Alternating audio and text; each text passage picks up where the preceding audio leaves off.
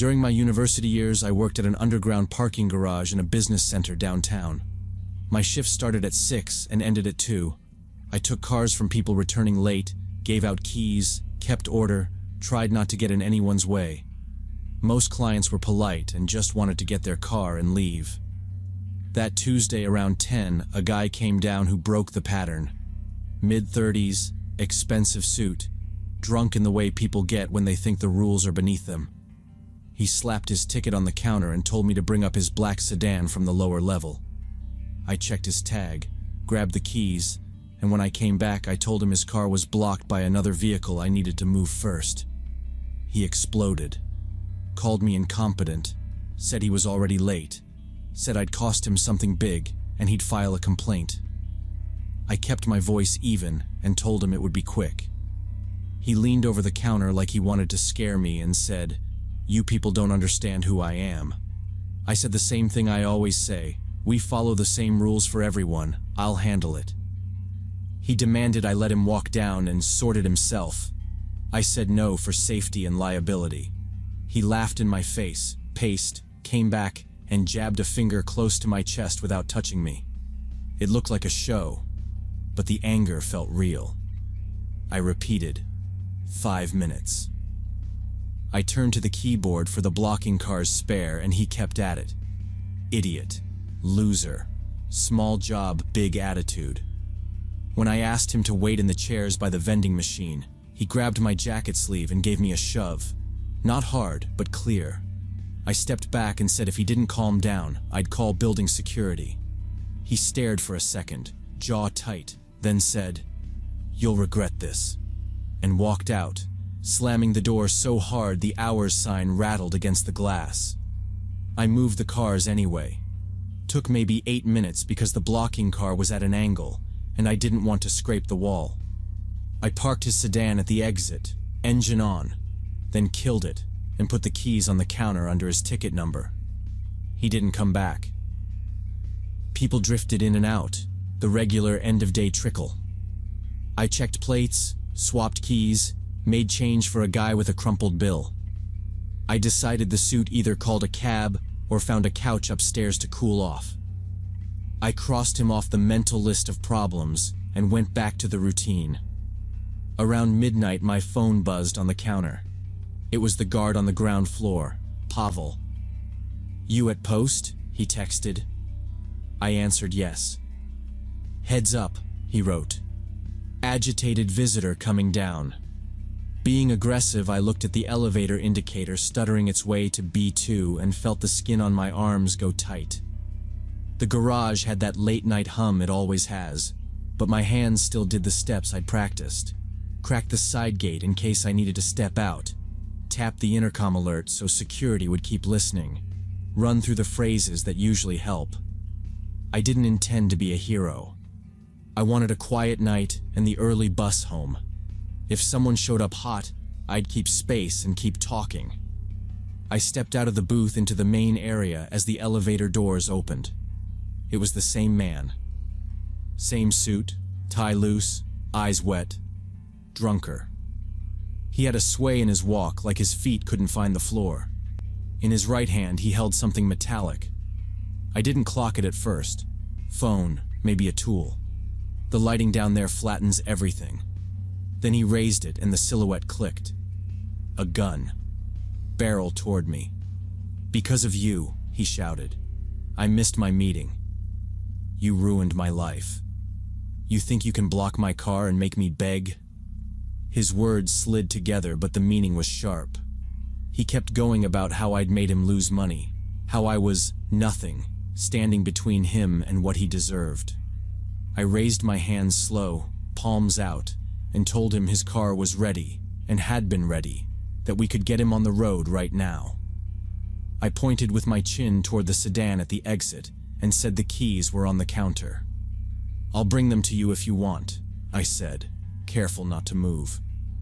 "Don't move," he snapped, waving the gun. He stepped closer. The distance between us felt small in a way that didn't leave me options. I said the guard upstairs knew he was coming down, and help was already on the way, and nobody wanted trouble. He shook his head like a kid refusing medicine. "You cost me everything," he said. "You don't get to talk." He kept coming. I kept my voice level and told him if he took the car now, no one would stop him at the gate. I could raise it with a button and he'd be out in seconds, and there was no reason for this to be more than a bad night. He asked if I thought he was scared. I said no. I said I was trying to help him leave. He told me to shut up again and called me a liar. The gun didn't shake much for a drunk hand, which scared me more than the yelling. I told him I wouldn't reach for anything and that my phone was on the desk. He took another slow step, still aiming. He kept approaching, holding the gun aimed at me. I kept my hands up and back toward the service corridor where the alarm button was. He tracked me with the gun like he knew what I was thinking, but he also kept talking, which helped. I said I was going to open the gate remotely and he could drive out. He told me to stand still. Then I heard an engine at the ramp. Another client was pulling in. The headlights swept across the pillars and he glanced that way, just a second, but it was enough. I turned, sprinted the last steps, and slammed my palm on the red button.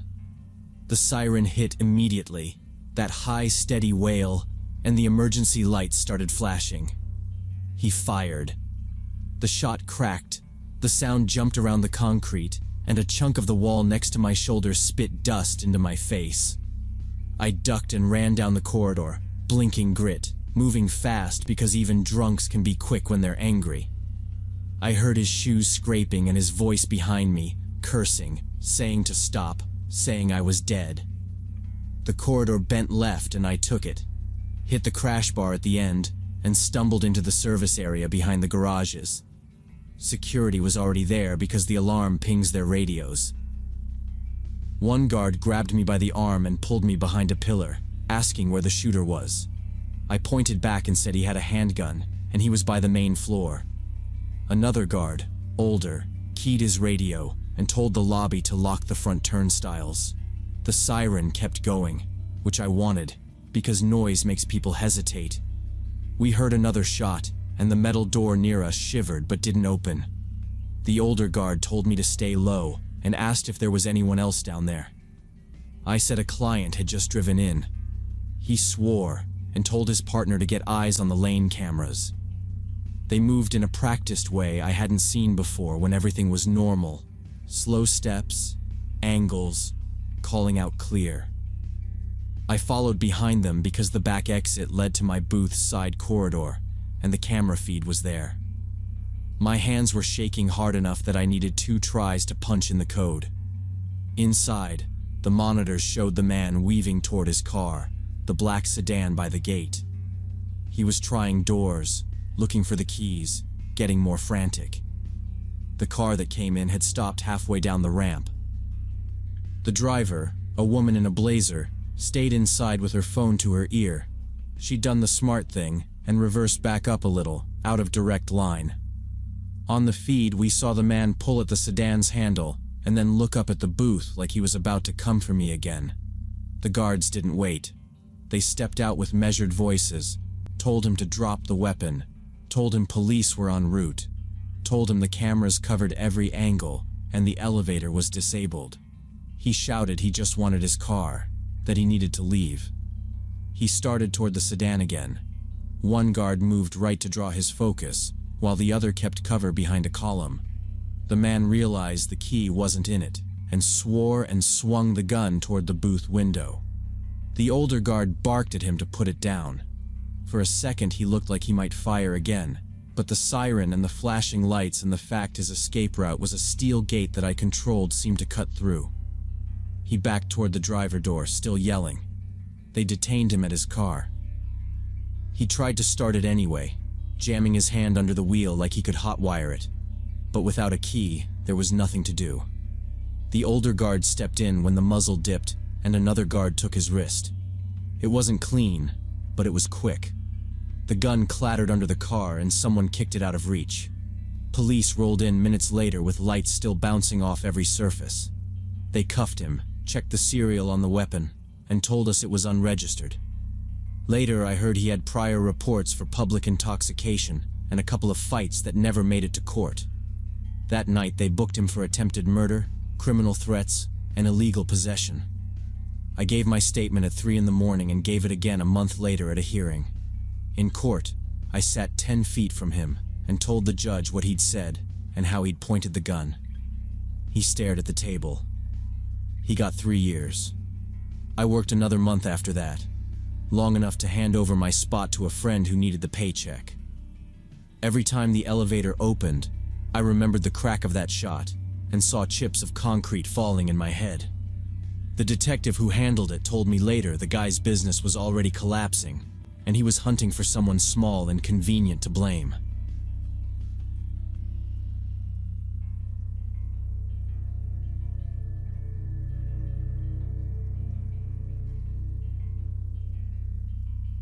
I installed the security camera in my hallway just 3 days before it happened.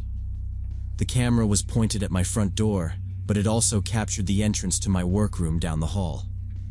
I'd been noticing small things out of place for weeks, stuff I couldn't explain away as my own forgetfulness. A coffee mug moved from the kitchen counter to the bathroom sink. My laptop charger unplugged and coiled neatly on the floor. The bedroom closet door standing open when I was certain I'd closed it. I told myself I was being paranoid, that living alone was making me jumpy. I travel for work, and sometimes I come home foggy. I figured it was that.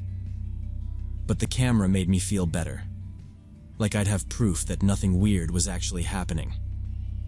Thursday afternoon, I came back from a business trip earlier than planned, around 6.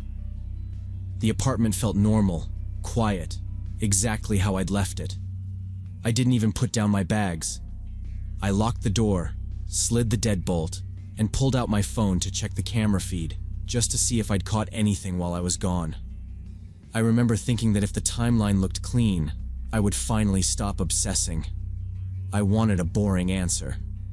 I really did. The last 20 minutes of footage showed nothing, just an empty hallway and the closed door to my workroom. I scrolled back an hour, and that's when I saw it.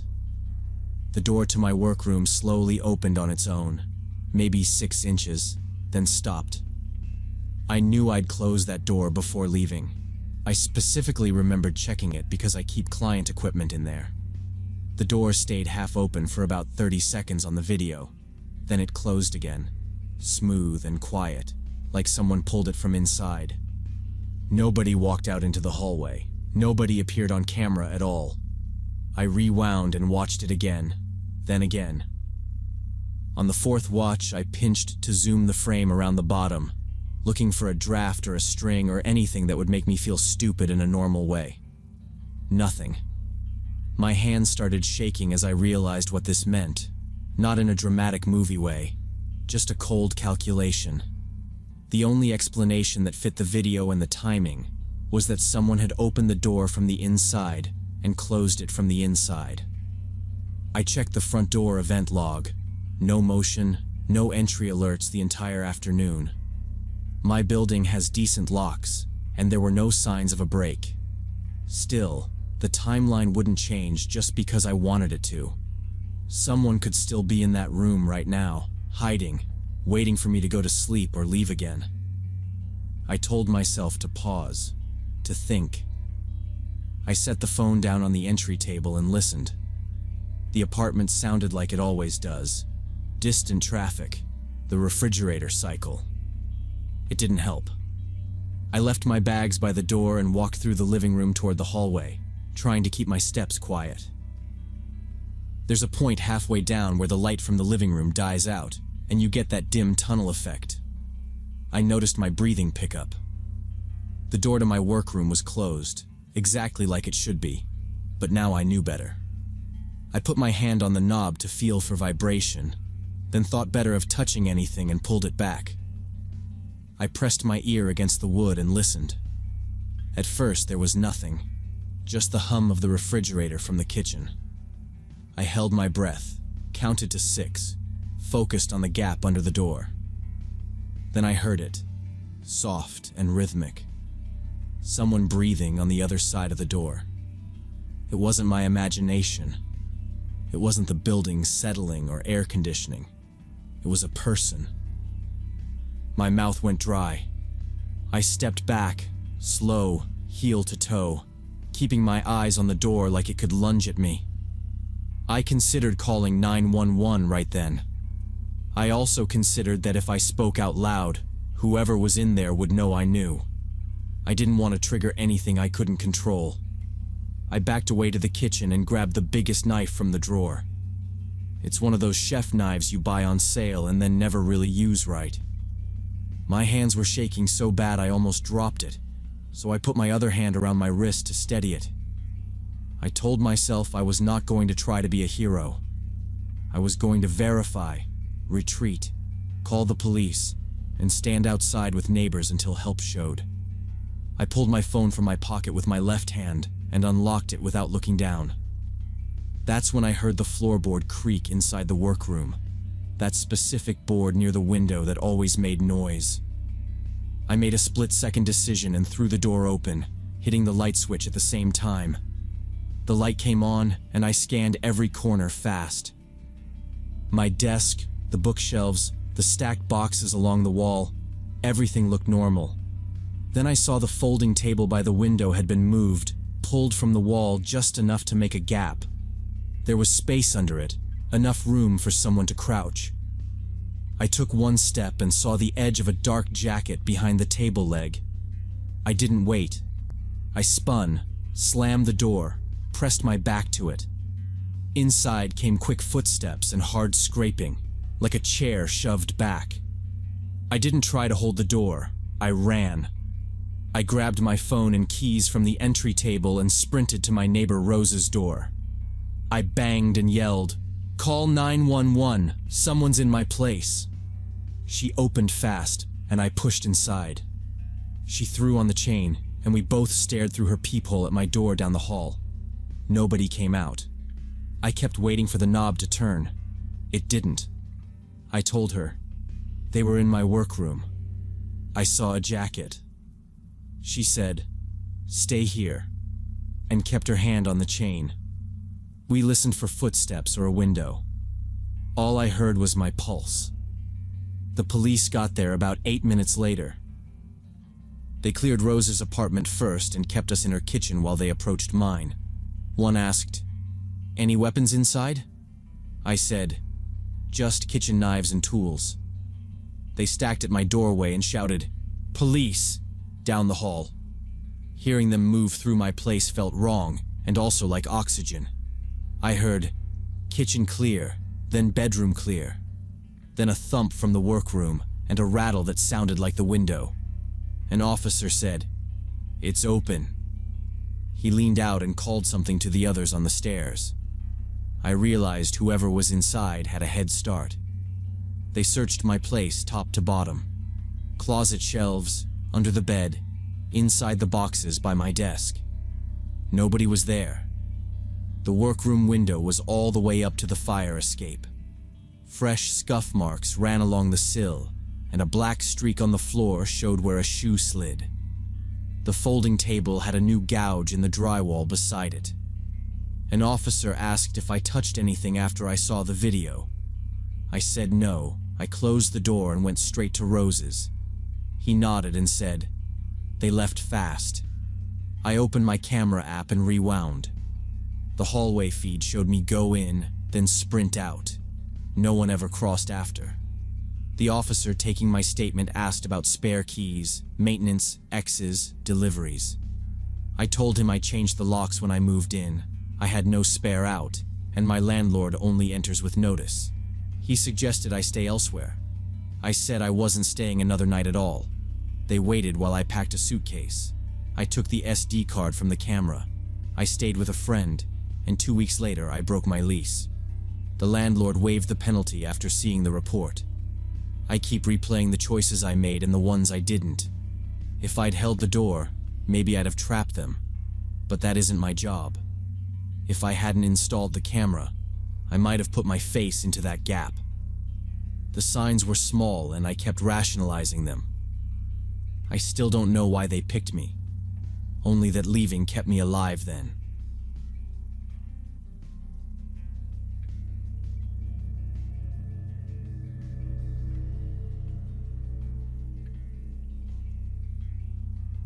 In July 2012, me and my younger brother Ethan were driving from Phoenix to Vegas. I'd just gotten my license. I was 19 and he was 16, and I was trying to be the reliable older brother for once.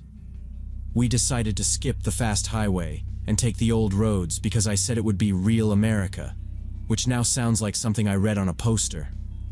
It was Saturday, around 2 p.m., heat blasting off the asphalt. The highway was narrow and straight for miles, with nothing but low brown rock and scrub on both sides. No cars for long stretches. I liked the quiet at first. The AC rattled, and Ethan had his feet on the dash, scrolling through songs, making jokes about the sun trying to cook us in the car like foil-wrapped leftovers. An hour after turning off the main highway, we came up behind a blue sedan going way under the limit. It floated at 40, dead center in its lane, and I got impatient. I checked the empty oncoming lane, signaled, and pulled out. When we were door to door, the sedan jumped like it found another gear and matched our speed. It stayed exactly parallel. I glanced over. 2 middle-aged guys, both with wraparound sunglasses. The driver kept talking into a phone like we hadn't even appeared. The passenger turned his head and looked at us. No expression, just measuring. We hung there, windows almost aligned, and the whole thing felt stupidly personal in a way that made my mouth go dry. I didn't try to be a hero. I eased off to tuck back behind, thinking maybe I'd misread it. The sedan braked hard at the same time and slipped behind us, staying locked at a steady distance. Ethan shifted, dropped his shoes back to the floor, and watched the mirror. "They're staying about 50 meters back," he said. He always estimates in meters because of video games. I didn't correct him. I said, "Probably nothing," and checked my phone. No bars. I told Ethan to try the tablet. He opened the map app, shook his head. No service. Next town is like 30 miles. I nudged our speed up to 70. The sedan did too. Not closer, not farther. Just there. We drove 10 minutes like that. No other cars. Sun bleaching the road so bright it made my eyes hurt. I kept thinking about how stupid it would be to stop out here if the car overheated. Then finally, motion. A black SUV coming toward us in the opposite lane. Big grille, tinted windows. When it passed, my mirror caught it swinging a U-turn in a slow, deliberate arc, then building speed. It fell in behind the blue sedan like they were slotted pieces. My stomach gave that weird, empty drop you get on a roller coaster. I said, "Okay," mostly to myself, and pushed to 85. The SUV and the sedan stayed glued in the same order, same spacing. Ethan leaned forward, watching both mirrors, talking in a low voice like we were in a library. "They're not backing off." He wasn't panicking, but he wasn't doing jokes anymore. I told him to check if the tablet would cache directions, anything that showed a town, a gas station, a word on a sign. He fussed with it, then just held it like he didn't want to say it was useless again. The blue sedan drifted out into the left lane and crept up like it wanted to put its nose ahead of ours. I didn't wait. I floored it. The speedometer climbed. 90. 92. The car hummed and the front end went light, and I realized how dumb a 19-year-old's car feels at that speed. The sedan matched. It reached our rear door and hung there. The driver's glasses turned toward me for a beat, then back to the road. He said something into his phone. The SUV stayed in our lane, a steady shape in the mirror, not pushing, just there. It felt coordinated, which was the worst part. Nobody was waving, nobody was yelling. It was more like we were a box they were trying to close. Ethan said, "What do they want?" I said, "I don't know, but it's not good," and kept my hands locked at 10 and 2 until my fingers started to ache. That ache helped. Honestly, it was a pain I could understand. The sedan nosed another half-foot forward. I could see a smear of something on their rear passenger door, like old tape residue. It was such a normal detail in such a not normal moment that it made me want to laugh. Then, up ahead, a green highway sign. Rest area, 2 miles. Underneath, smaller letters. Ranger Patrol. I said, "There." And Ethan nodded fast, already craning for a turnout. The sedan slid closer, trying to pinch us in the lane. I didn't look at them again. I just kept my foot down and focused on that sign like it was the only solid thing left. We hit 95. The road rose slightly, then bent to the right, and the rest area came into view. A small loop, a couple of covered picnic tables, and a white pickup with a green stripe parked near the entrance with the Forest Service emblem on the door. A guy in a uniform was outside it, scribbling on a clipboard. I flicked the blinker, braked hard but steady, and pulled into the lot. Tires chirped. As soon as our car crossed the line of the entrance, the blue sedan and the black SUV both slammed their brakes, made tight U-turns on the highway, and shot back the way they'd come at full speed. We rolled to the white pickup and I parked a little crooked. The Ranger looked up, pen still in his hand, and I said, "Those 2 cars were chasing us." He scanned the highway, didn't see them, then told us to breathe and start from the beginning. I gave the quick version: blue sedan, black SUV, speed changes, the U-turn, how they tried to box us. Ethan jumped in with the exact moments. He's good with timestamps. The Ranger asked for plates. I hadn't looked, but Ethan said he caught both, and he rattled them off like he was reading a scoreboard. The Ranger wrote everything down, slow and neat. He asked about damage or stickers, anything unique. I told him about the tape residue on the sedan's rear door, and he nodded like that mattered. He radioed it in, said he'd pass it to state police and highway patrol. He told us we did the right thing pulling in and warned us about the old roads, spotty service, slow response. He wasn't lecturing. It sounded practiced, like he'd said it 100 times. We sat in the shade by the bathrooms for 5 minutes because my hands were shaking. Ethan kept repeating the plates under his breath so he wouldn't lose them. The Ranger brought water in a paper cup and asked if he should call anyone. I said no and told him I'd call our mom once we had service. He waited until my hands settled, checked our tires, and waved us toward the on-ramp. We didn't argue about the route.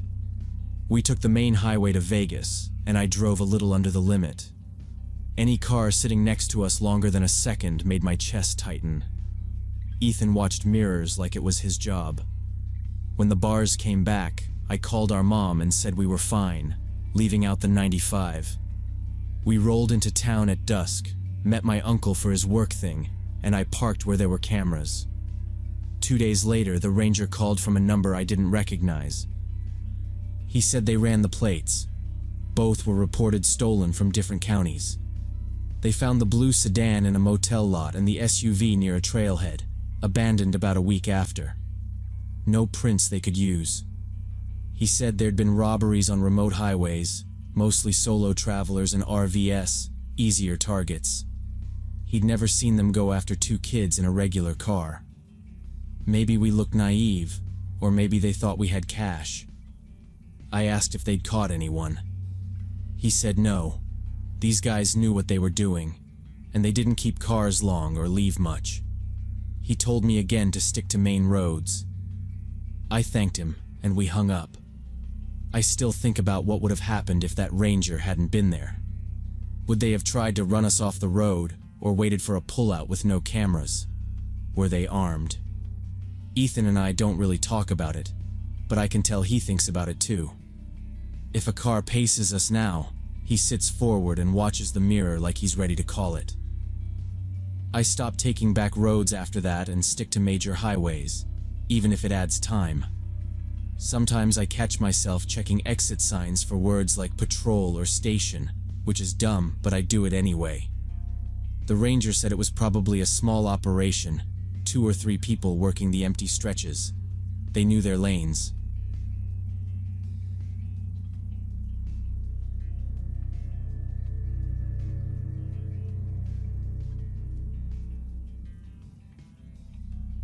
So, when I was still running along the riverfront every morning, This thing happened that made me change my whole routine.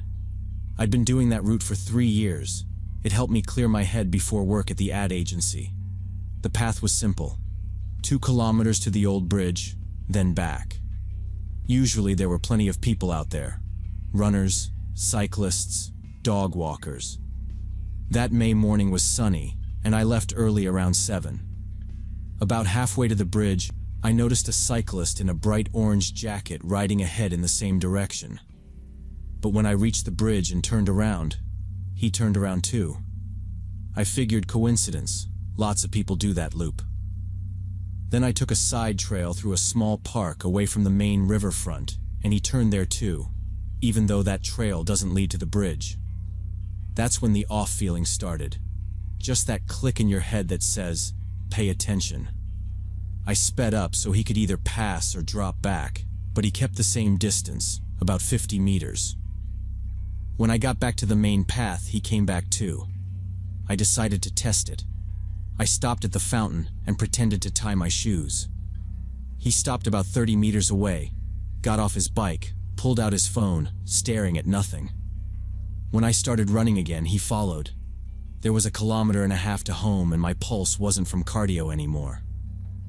I turned off the riverfront into a residential block and ran through the streets between houses, making a few random turns, left, right, left, keeping my pace steady so it didn't look like a sprint.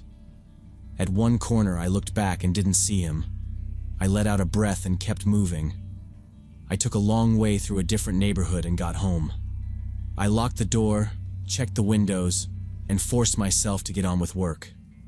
The rest of the day was normal, but the orange jacket kept popping into my head. I kept telling myself it was nothing, then replaying him turning where I turned. 4 days later, I went running again, but at a different hour, around 6 after work. Same route though. It was busier than the mornings. About 1 kilometer in, I saw the bright orange jacket again, same cyclist riding parallel to me on the bike path. Maybe it wasn't the same guy. Maybe there are 100 orange jackets. I tried that thought and it didn't fit. I stopped abruptly at a bench like I was stretching, and he stopped too, 1 foot down, phone out. I didn't finish the run. I turned and started walking quickly back toward home. He turned as well and rode in the same direction, not close, not far, just there. I pulled my phone out and pretended to call someone, voice loud enough to carry, "Yeah, I'm heading back now. Meet me at the entrance in 5 minutes." I didn't dial anyone. The cyclist rolled past me and didn't look my way. He went ahead along the riverfront until the orange blended into the crowd. I cut over to the nearest cafe and went inside. I took a table by the window where I could see the river entrance and the sidewalk. I ordered water and watched. People came and went. 2 more cyclists, neither in orange. After 10 minutes, I dropped coins and stepped outside. I looked both ways and started walking. I kept my phone to my ear like the call was still going. I stayed off the river path and used the streets behind it. Every turn, I checked glass for reflections. When a bike clicked its gears behind me, I moved closer to the buildings and let it pass. I didn't run. Running felt like an admission. I kept a steady walk and stuck to people. At the corner by the little grocery, I paused long enough to see down the block. Nothing. I kept going, checked again at the next intersection, and the next, then turned toward my street and looked back one last time before crossing. He was nowhere to be seen. After that, I didn't run on the riverfront for a week. I went to the gym instead. By Saturday, I felt dumb for letting a stranger push me off my routine, so I tried again. Morning, 9, when it's busy. I told myself I'd do half the route and bail if anything felt off. The first stretch looked normal. Dogs pulling owners, a couple taking photos, the older runners talking. I turned early like I planned, still calm. No orange. On the way back, 5 minutes from home, I saw him. Bright jacket by the railing, one hand on the bike, facing my way. I kept running because stopping in the open felt worse. As I got closer, He swung a leg over and pushed off. He didn't pass. He slotted in behind me. I picked up my pace. He matched it. I could hear the soft click of his gears. I stayed on the riverfront until the first street with shops, then cut up the ramp fast enough that my shoes slipped on the metal grating. At street level, there were storefronts and a bus stop with people. I stopped there and turned. He stopped too, about 20 meters back, 1 foot down, both hands on the bars, helmet on. No expression I could read. I stepped backward into the nearest store. It was a small place. I went to the cashier and said, "Can I stand here a minute? I think that guy is following me." The cashier looked past me, then nodded. "Yeah, stay as long as you need." She asked if I wanted water. I shook my head and stood where I could see the sidewalk. Through the window, I watched him. He didn't come closer. He stayed in the same spot, glancing at traffic, then at the door, like he was waiting. A bus pulled up, people got on and off, and he didn't move. I checked the clock on my phone. 2 minutes. 3. The cashier asked if she should call the police. I said, "I don't know." He hasn't said anything. There's no direct threat. At around 5 minutes, he finally pushed off and rode away. Not fast, just a smooth roll, then a left at the corner, and he was gone. I waited another minute. The cashier asked again if she should call someone. I thanked her and said no. My place was close. I'd walk with people. She offered to have someone from the back walk me. I said, "I'm okay. You've helped a lot." I stepped outside, checked both directions, and joined a small cluster heading the same way. I kept to the shop windows and moved with the crowd until my street, then turned off. 6 weeks have passed since then, and I changed my route. Now I run in a park across town, many people around, and I go with a coworker when our schedules line up. I haven't seen the cyclist in the orange jacket on the riverfront or anywhere else. I still check over my shoulder every time a bright jacket flashes in my peripheral. Maybe he wasn't targeting me. Maybe he just rode the same loop and I noticed. But that side trail I took is barely used, and the way he stopped every time I stopped wasn't normal, really. I'm not interested in testing odds. I'm done running alone in isolated spots. I still wonder who he was and what might have happened if I hadn't paid attention that first morning, and whether he picked someone else the day I cut to the shop street.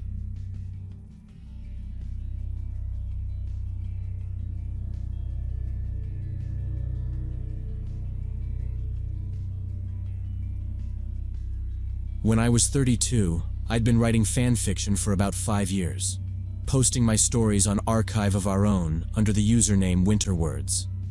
I worked days doing reconciliation and vendor invoices at a small accounting firm, then came home, made dinner, and wrote until my eyes blurred. I had around 800 followers, nice people, chatty, some who stuck around for every update, and one commenter called Storm Chaser started showing up on every single chapter. He wrote long reviews like mini essays, quoting lines back to me, calling me a genius writer. It felt good. I replied with thank yous and smiley faces. After a month, he sent a private message offering to discuss my work in more detail, and left an email address. I told him I preferred to keep things on site. He sent another message the next day, then more. He started sharing ideas for my plot, and tossed in personal questions. What city did I live in? Was I married? Did I outline or just wing it? What hours did I usually write? I skimmed, stopped replying, and changed my settings so only friends could DM me. That should have been that. It wasn't. 2 weeks later, an email hit my work inbox from a Marcus Wade, Storm Chaser's real name, saying he understood my desire to maintain distance, but wanted to support me as a true fan. I actually stared at the address line for a long few seconds because I'd never mentioned my workplace anywhere. I used a pseudonym even on my lockdown Facebook. I deleted the email, blocked the address, and tried to focus on a client's quarterly sales tax. The next morning, he wrote again from a different account, this time using my company's full name. He said he'd accidentally learned where I worked and hoped that didn't scare me. I forwarded both emails to HR, added context, and asked them to put a note with reception. They said they'd tighten visitor screening and told me to ping them if anything else came in. A week later, our receptionist called to say a courier had dropped a small package with my name on it. Looked normal, she said, apologetic. Inside was a leather journal, expensive, with "For a Real Writer" engraved across the cover. There was also a 4-page letter. Marcus wrote that my stories changed his life. He said he knew we were made for each other because we both understood the art of words. I was halfway through when my stomach flipped. He described my car, exact make and color, and my usual route to the office. He mentioned the cafe where I grabbed lunch on Fridays and the fact that I always ordered the same sandwich. Nothing threatening on the page, but no normal person compiles that list unless they're keeping score. I documented everything, put the journal back in the box, and carried it to HR. My hands were shaking. I didn't cry. I remember thinking, just handle the task in front of you. I went to the police that night with printouts of the messages and a copy of the letter. The detective who met me, Martinez, calm voice, no nonsense, read it all and nodded a lot. "We take stalking seriously," he said, "but without direct threats or a physical presence, we can file a report and flag it. If he shows up, call 911. A restraining order's more likely if there's an in-person attempt." I said okay, because there was nothing else to say. On the way home, I deleted my archive of our own account. The screen asked, "Are you sure?" I clicked yes. I shut down any social media that wasn't locked tight, scrubbed my usernames, and asked my boss if I could work from home for a while. She agreed. My husband Kevin didn't argue either. He just drove us to the hardware store. We changed the locks. He installed cameras and motion lights. We reviewed alerts like it was a second job. 2 months went by. No emails, no packages, no strange cars parked near the curb. The cameras recorded raccoons and one neighbor's cat. I let myself breathe a little. I went back to the office. I parked closer to the entrance and kept my bag light so I could move fast. I looked up when doors opened and I checked the mirrors when I turned left out of the garage. Then last Tuesday, around noon, my coworker Rob stopped at my desk and asked, kind of tentative, "Hey, was some guy looking for you last week? Tall, maybe 40-ish? Baseball cap?" My mouth went dry. "Why?" "He was in the lobby," Rob said. "Asked what floor you were on. Security wouldn't send him up. He seemed, I don't know, persistent? I didn't think much of it then, but you mentioned that situation, so..." He lifted his hands like, "Don't shoot the messenger. Figured you should know." I called Detective Martinez from a conference room with the door shut. He remembered me immediately. I told him what Rob said. He asked for dates, approximate time, any description.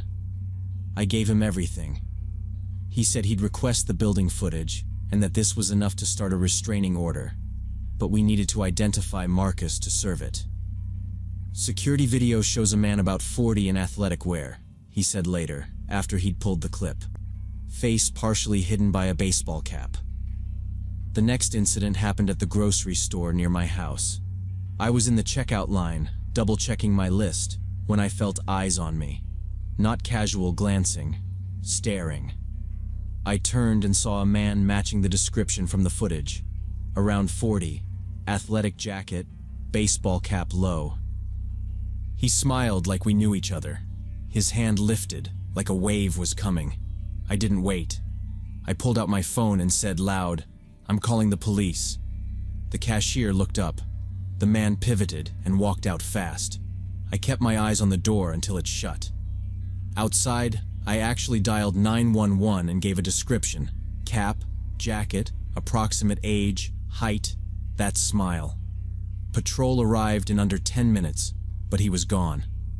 The manager brought us to the office to review cameras. We watched him on grainy angles moving down Serial, then out. Only his back and a partial license plate from the lot. The officers took my statement and logged the footage. In the parking lot, I called Detective Martinez. He said they would start an active investigation, use the emails and the plate, but it could take time. I said I understood and waited. That night, Kevin and I sat at the table with calendars. He said, "Go to your sister's. Take unpaid leave. I'll handle the house." I hated leaving him, but it made sense. I emailed my boss, got approval, and 2 days later I drove to Virginia. I worked remotely, kept my routine simple, and called Martinez every week. Nothing happened. No emails, no packages, no cars idling. After the second month, I slept through the night again.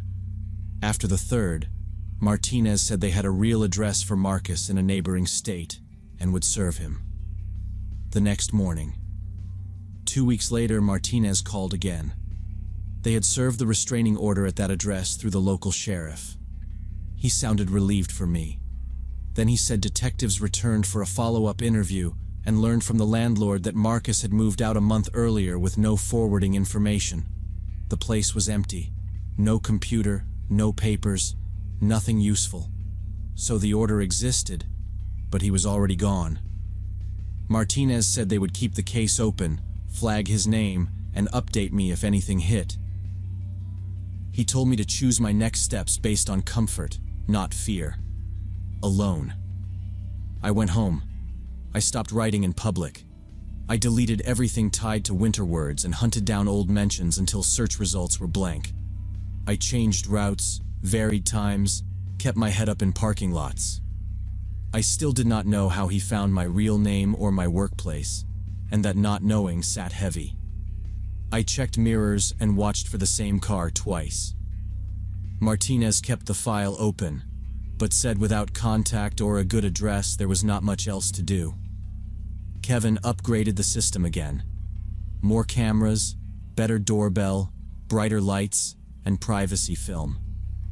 I made new emails with no personal info, turned off location history, and stopped using my name on deliveries. I do not even comment on articles anymore. I think through how a username could trace back to me and then do nothing. The worst part is not just that it happened. It is that I will probably never know how he connected winter words to me, so I cannot seal it. I used to love the writing. Now the keyboard feels like a risk I cannot justify. When I consider starting again, I picture that smile, and I close the laptop.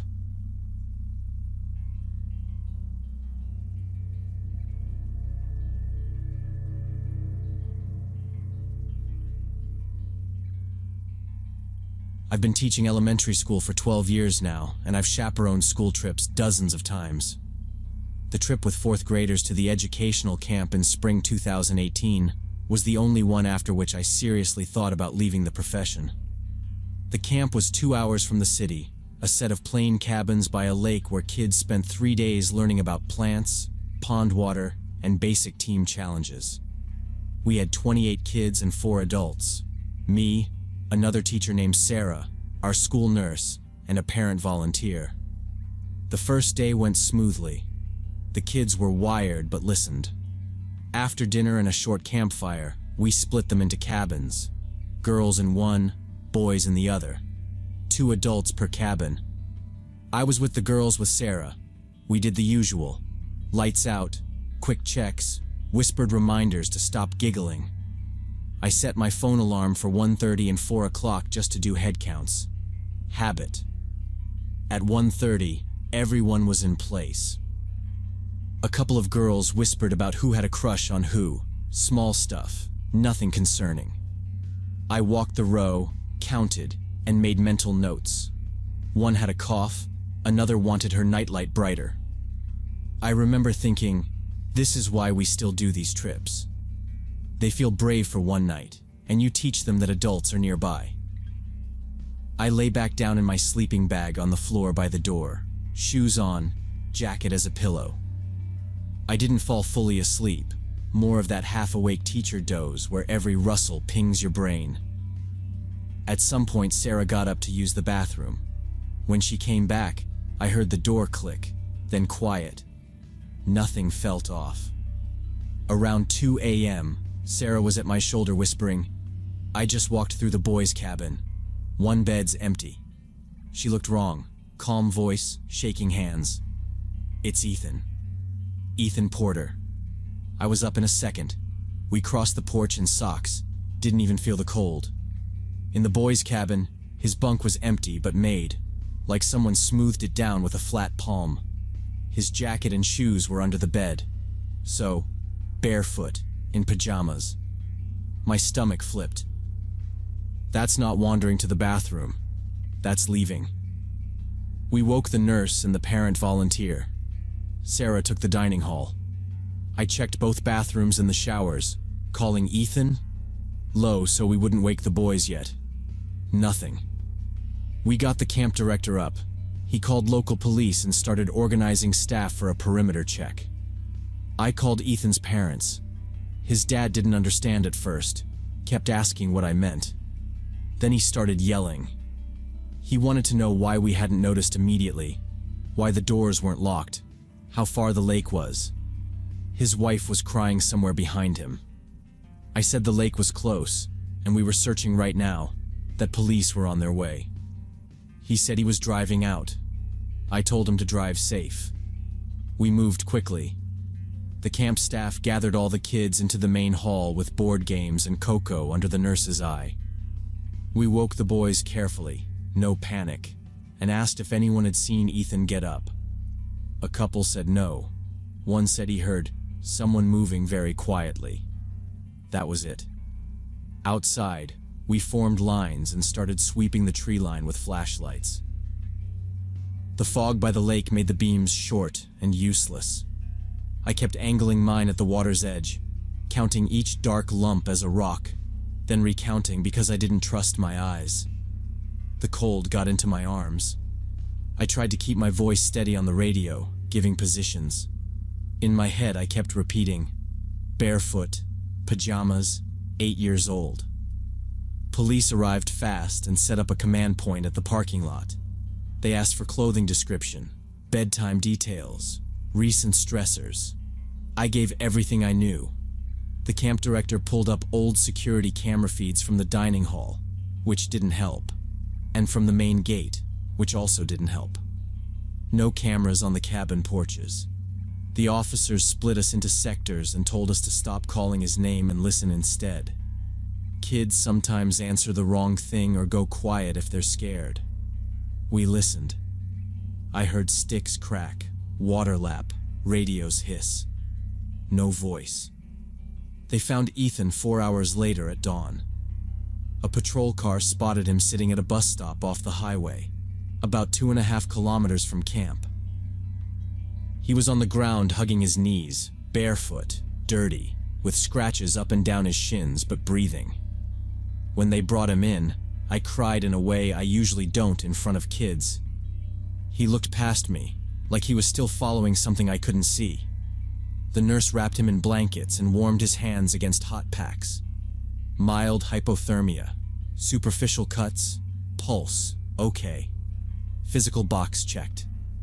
The psychological box was not.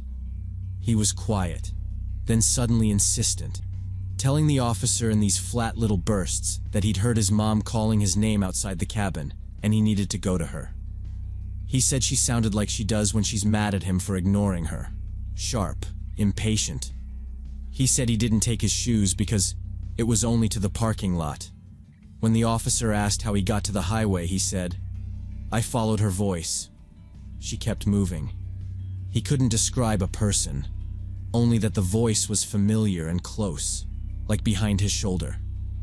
He seemed confused the whole time we were talking to him, like the facts were slipping. His parents arrived within an hour, and the relief in his mother's face was immediate and then complicated. Hugging him, then looking at the scratches like they were an accusation. They took him straight to the hospital. The camp director shut it down. "Trip's over," he said, and I didn't argue. By lunch, every kid was on a bus home. Back at school, Ethan's parents filed a formal complaint with the district. An investigation opened. Protocols, bed checks, ratios, door locks, lights, radios, all of it. We laid out our timeline. 2 adults in each cabin. Counts at set times. No exterior signs of forced entry. We answered what we could, and then there was the empty space where he just decided to leave. Technically, we did everything right. Everyone was asleep, and Ethan left silently.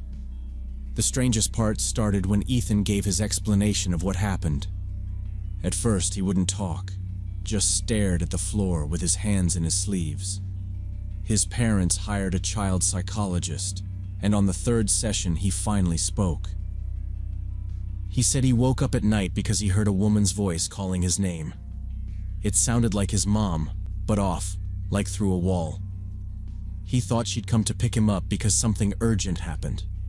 He got up, walked toward the voice, left the cabin. After that, it was blurry. He remembered the path becoming a road and the voice ahead, always a few steps farther, saying his name and telling him to hurry. He didn't remember the cold or his feet.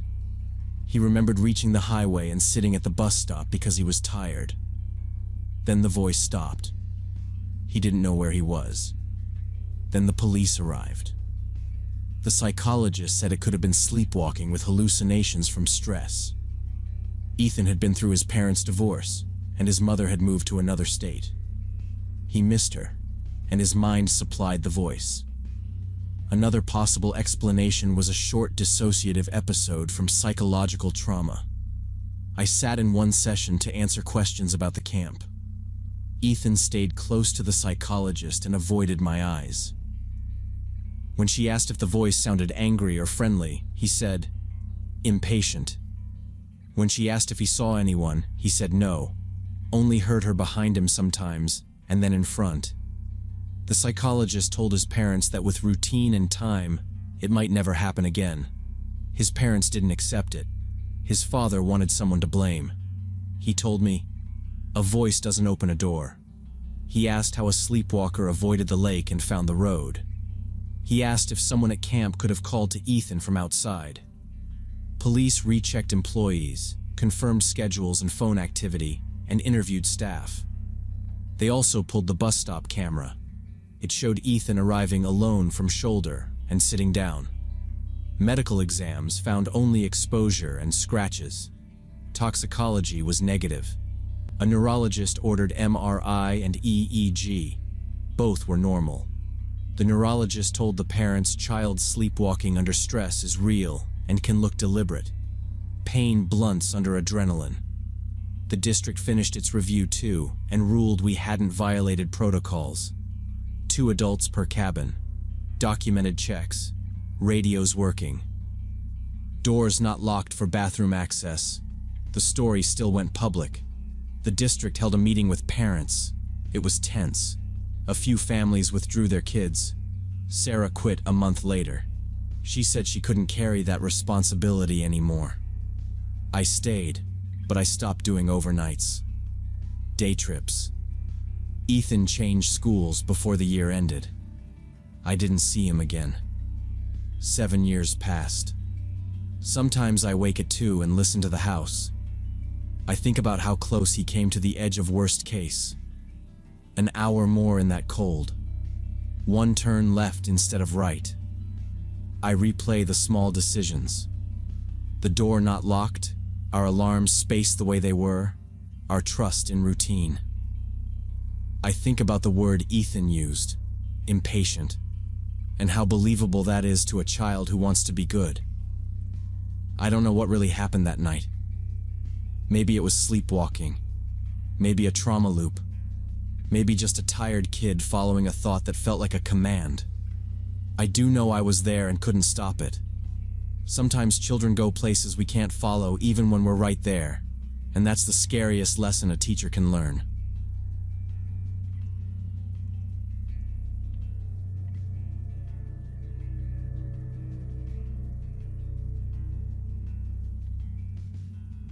Back in 2018, I was in this amateur rock band with some friends from school, and we practiced in Daniel's garage most Thursday nights. I'm 23 now, but I can still hear how that night ended. Cymbals rattling, someone laughing, Daniel saying he'd text the mix. We were 17 and taking a battle of the bands way too seriously. It was past 11 when we packed up. Everyone else had cars. Daniel offered to drive me, and I said no because his house was the opposite direction. I told him I liked the walk. I lived about 2.5 miles away through quiet subdivisions. I texted my mom, on my way, late, and got doors locked, be quiet, back. Jacket zipped, backpack on, earbuds in. I headed down the four-way where every house looked the same except for the porch chairs. I was thinking about whether we should open with the faster song. About 10 minutes in, I pulled out one earbud because something felt off. Not spooky, just that creep of awareness in the back of your neck. At first, I only heard my own steps. Then there was another set, a little out of sync with mine. I slowed, then turned around. Someone in a dark hoodie was behind me, maybe 50 meters back. Head down, hands in the pocket. No face, just a shape coming my way. I took out the other earbud and sped up. People walk at night. I told myself not to be dramatic.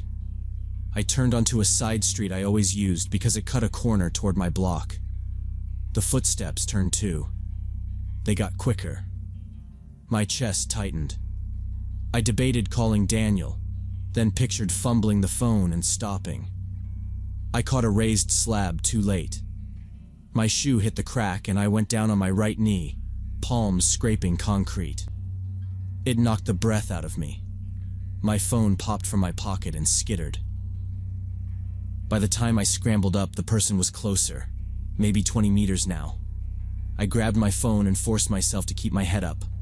I started running for real. I heard his steps change to a run too, louder and faster and right there in the quiet. "Hey, stop!" he yelled, slurred, like he'd been drinking or his mouth didn't work right. I didn't look back. I cut into the narrow alley between two fenced yards that spits you onto the next street. In daylight, it's a shortcut. At night, it felt like a tube. There was a tipped trash bin halfway down. I edged past it sideways, and that's when something hot ripped across my left arm just above the elbow. No warning. My jacket opened and my skin opened under it. I screamed. My brain lagged behind the fact of it. I glanced back and saw him. Middle-aged, dirty hoodie, patchy beard, jeans darker at the cuffs. He had a folding knife out, the blade bright for a second in the alley light. He wasn't sprinting. He was tracking me, breath loud, eyes too wide. He said something, mushed words I didn't understand, and lifted the knife. I didn't stop. I bolted out of the alley and cut right. A porch light glowed 2 houses down. I aimed at the light like it meant people.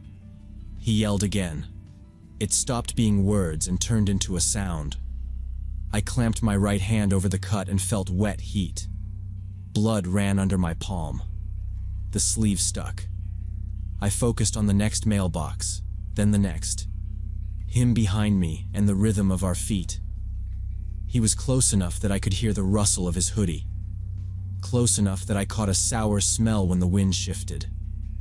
I didn't waste breath screaming. I kept my body forward and my eyes up. I kept running because facing him meant the knife again, and I knew how that felt now. Adrenaline did its job. The pain went from a knife line to a dull shape that lived on my arm instead of inside it. I kept running and pressed my right hand against the cut. The adrenaline blocked most of the pain. After a few more minutes of running, I came out on a lit street near a 24-hour convenience store. I looked behind me and didn't see anyone.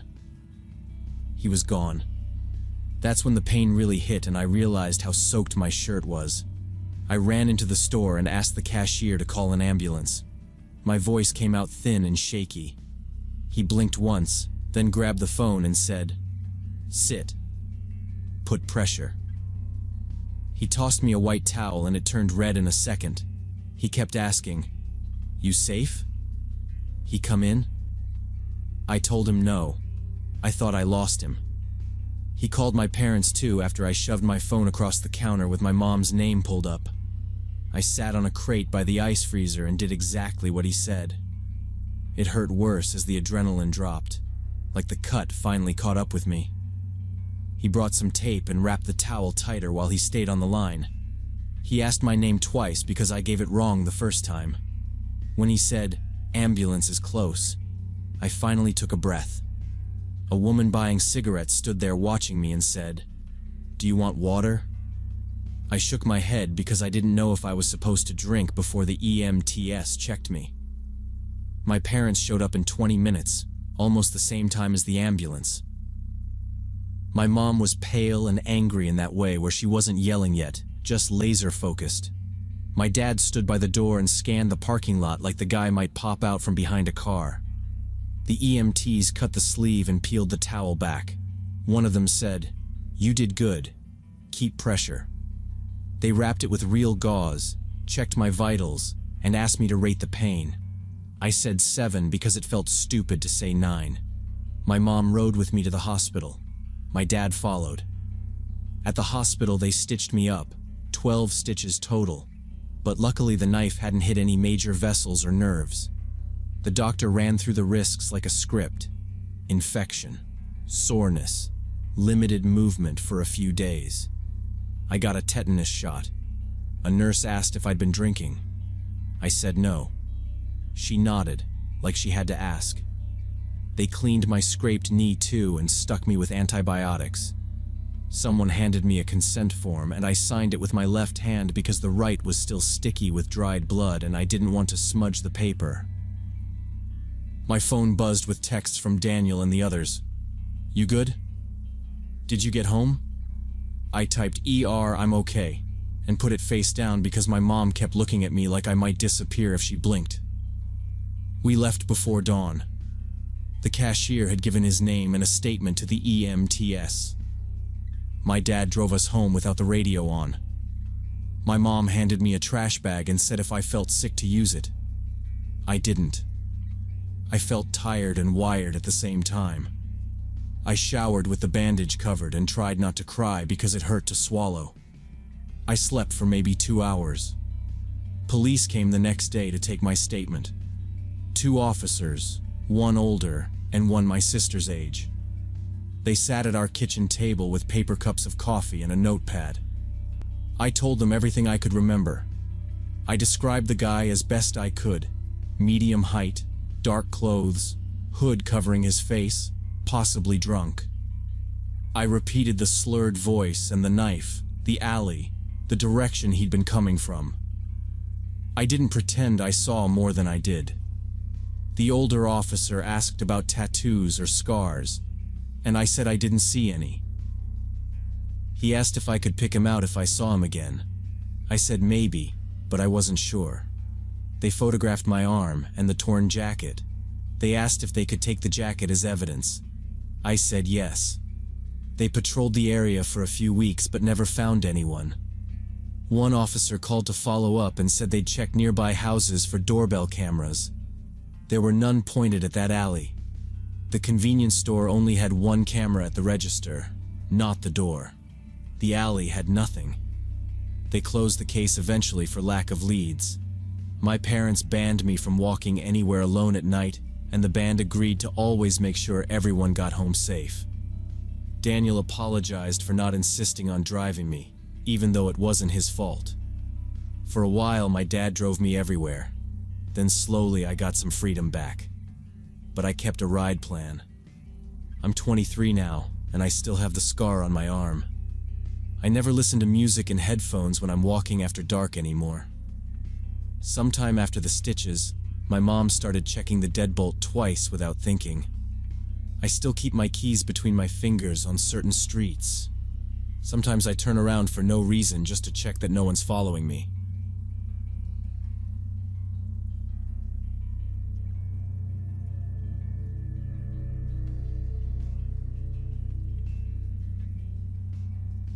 During the summer of 2022, I was working as a surveyor for a development company outside Cleveland. My partner Danny and I had this weird hobby of exploring abandoned buildings during lunch breaks, looking for interesting architectural details or old stuff we could salvage for collections. One Tuesday in July, we were doing measurements for a new residential complex near the industrial zone, when Danny pointed out this old brick warehouse about 2 blocks away. The sign on the front said Miller Storage, but the paint was so faded you could barely read it. The place had been empty for at least 20 years based on the rust and broken windows. We had 45 minutes until we needed to be back, so we decided to check it out. The main entrance was boarded up solid, but there was a side door that gave way after Danny hit it with his shoulder a few times. Inside smelled like mold and standing water, exactly what you'd expect. We stepped in just far enough to make sure the floor wasn't soft. I'm 32 and not built for falling through rotten planks for a TikTok. Danny laughed, said, "Clock's running," and we did a quick sweep with our phone lights. It felt stupid fun in the way dumb hobbies do. I told myself we'd bail if we saw any signs someone was living there. Blankets, food, whatever. I don't mess around with that. The ground floor was completely empty, just concrete floor and trash in the corners. We climbed a metal staircase to the second level where there were old wooden shelving units and some rusted barrels. Danny was taking pictures with his phone when he noticed a door in the far corner. It was just a regular service door, nothing special about it except for one thing. There was a brand new padlock hanging on it, shiny silver steel. Everything else in that building was covered in years of dust and cobwebs, but this lock looked like it had been put there maybe a month ago. We both stood there staring at it for a minute. Danny tried the handle, but obviously it didn't budge. He said we should leave it alone, but I was curious. I went back down to my truck and grabbed a crowbar from the toolbox. We didn't break the lock itself. We just pried the hinges off the door frame since the wood was old and rotted. It wasn't clean. Each hinge groaned and the screws chewed out of the frame like wet cardboard. Danny kept watch at the top of the stairs and said every 30 seconds, "We have to move, man." It took maybe 2 minutes. Then I lifted the door off like a lid and set it aside. The door opened into a small room, maybe 12 feet by 12 feet. I used my phone flashlight to look around. There was a camping cot with a blanket on it, plastic water bottles, military-style MRE packages, and several gas cans lined up against the wall. On the opposite wall, someone had hung a calendar for this year with certain dates circled in red marker. Next to the calendar was a stack of papers. I walked over and picked them up. Driver's licenses, passports, credit cards, all different names, different people. Some from Ohio, some from Michigan, one from Pennsylvania, maybe 15 or 20 IDs total. My stomach dropped. Danny was standing in the doorway taking video on his phone when we both heard it. Metal scraping downstairs. Someone had just opened that same side door we'd come through. We killed our lights at the same time. Danny's breathing went shallow, and I tucked the papers back under the rubber band. I set the door we'd lifted against the jamb so it wouldn't scream open space from the stairs. The padlock still dangled like a joke, and the crowbar felt way too loud in my hand. I slid it into my vest and pointed at the shelves, but Danny shook his head. We listened, trying to count footsteps and pick a plan. No voices yet. Heavy footsteps echoed up through the empty building, slow and deliberate, heading toward the staircase. We looked at each other, and Danny mouthed, "Go."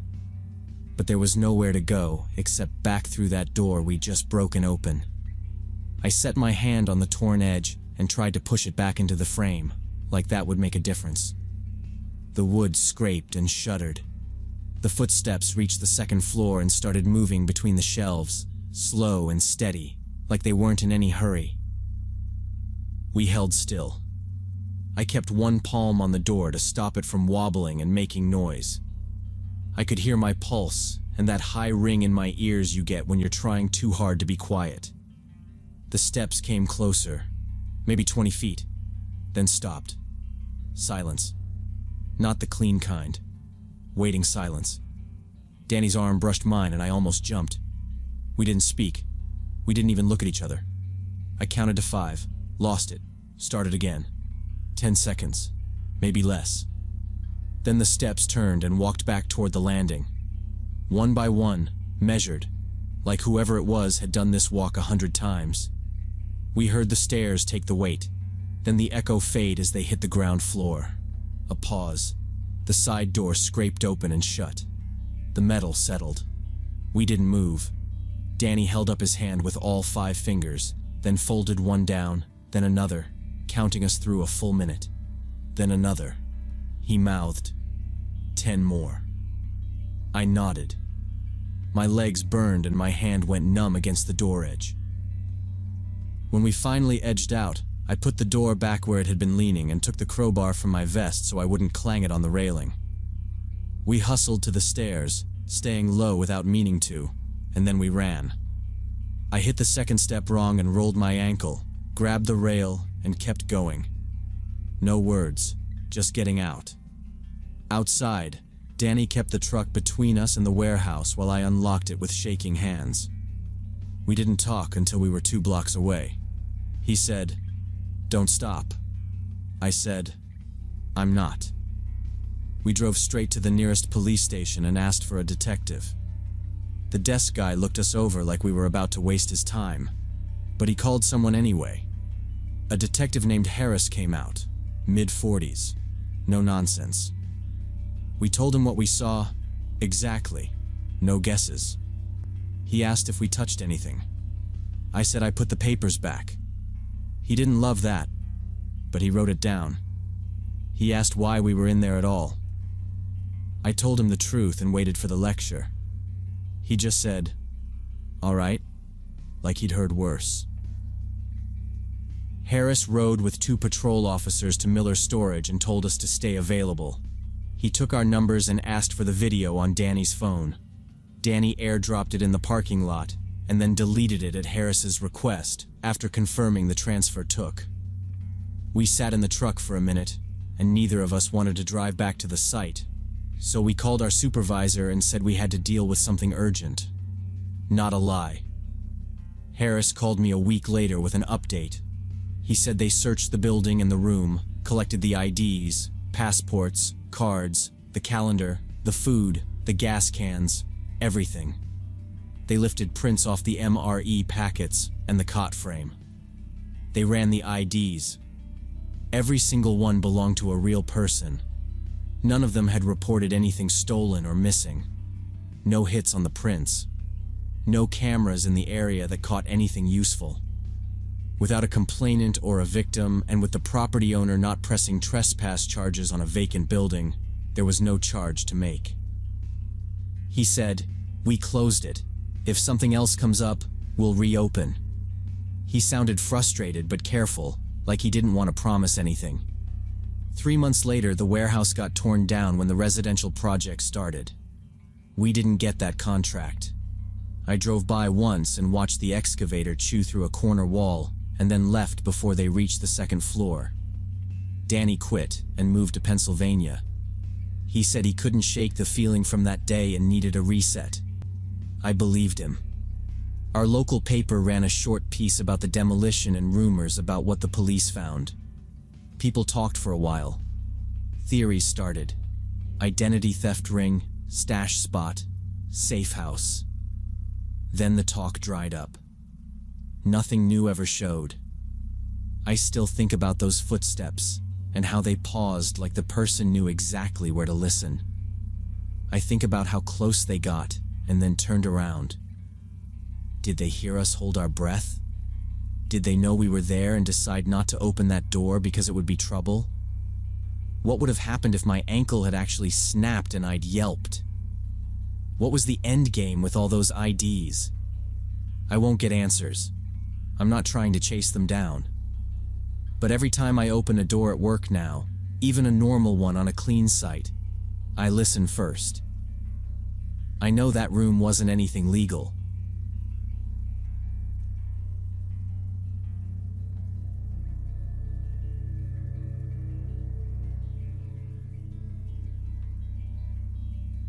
It was October of 2018. I'd just moved into this first-floor apartment in a quiet suburban neighborhood, one of those 3-story buildings with individual entrances for each unit. The rent was cheap, it had a small private deck, and after years of sharing space with random roommates, having my own place felt like oxygen.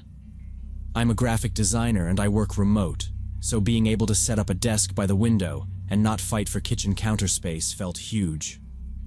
First month was easy. Soft voices through walls, the neighbor who always waved, packages sitting where they should. Nothing weird. Late October, I went down to grab my mail and came back up the path to my deck, and there it was on the steps. One muddy boot print with a deep tread pattern.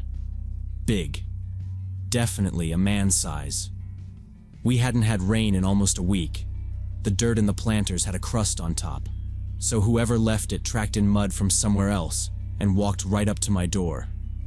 I told myself not to overreact. People visit the wrong doors. But I took a photo anyway. Then I wiped the step with a paper towel because it made my stomach feel tight to see it. The next day I told myself it was probably the UPS guy or the landscaper. I kept working, answered emails, exported a banner set, tried to forget it. That afternoon, I stepped outside to reset my brain and saw 4 more prints. They started at the stairs, crossed my little deck, and stopped at my living room window.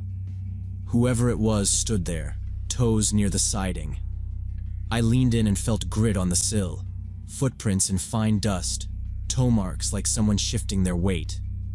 On the glass, there was a handprint, palm and fingers, smeared like they'd pressed in to steady themselves. It was big. Male, almost certainly.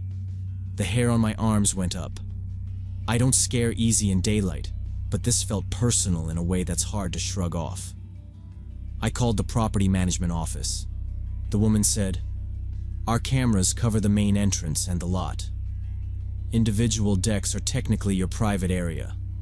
I told her about the prints, the handprint, how I hadn't had visitors. She said, "We can send maintenance to check the lights on the building. In the meantime, I recommend installing a camera on your deck and contacting the police if it happens again." I asked if anyone else had complained. "Not that I've seen," she said. It felt like a script. I thanked her and added a camera to my cart, telling myself I'd drive to the store the next day. That night, around 10, I was working late on a client project. I had my laptop on the coffee table in the living room. I was already on edge, so I kept the TV off and just played a podcast low from my phone. Then I heard a noise outside, a soft creak, the kind old wood makes when someone steps on it. My deck has 5 steps up from the path. It always complains when you walk on it, even in socks. I closed my laptop so the screen wouldn't light me up and crawled to the window on my hands and knees.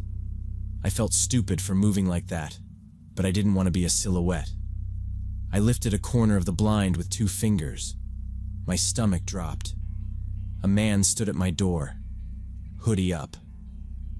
He had one shoulder angled toward the handle, testing the knob like he was being patient about it. He didn't rattle it hard, just slow, like he did this often. My door was locked. I always locked it. It didn't matter. He stayed there, focused, like I was a task he planned on finishing. I pulled my phone toward me and muted it.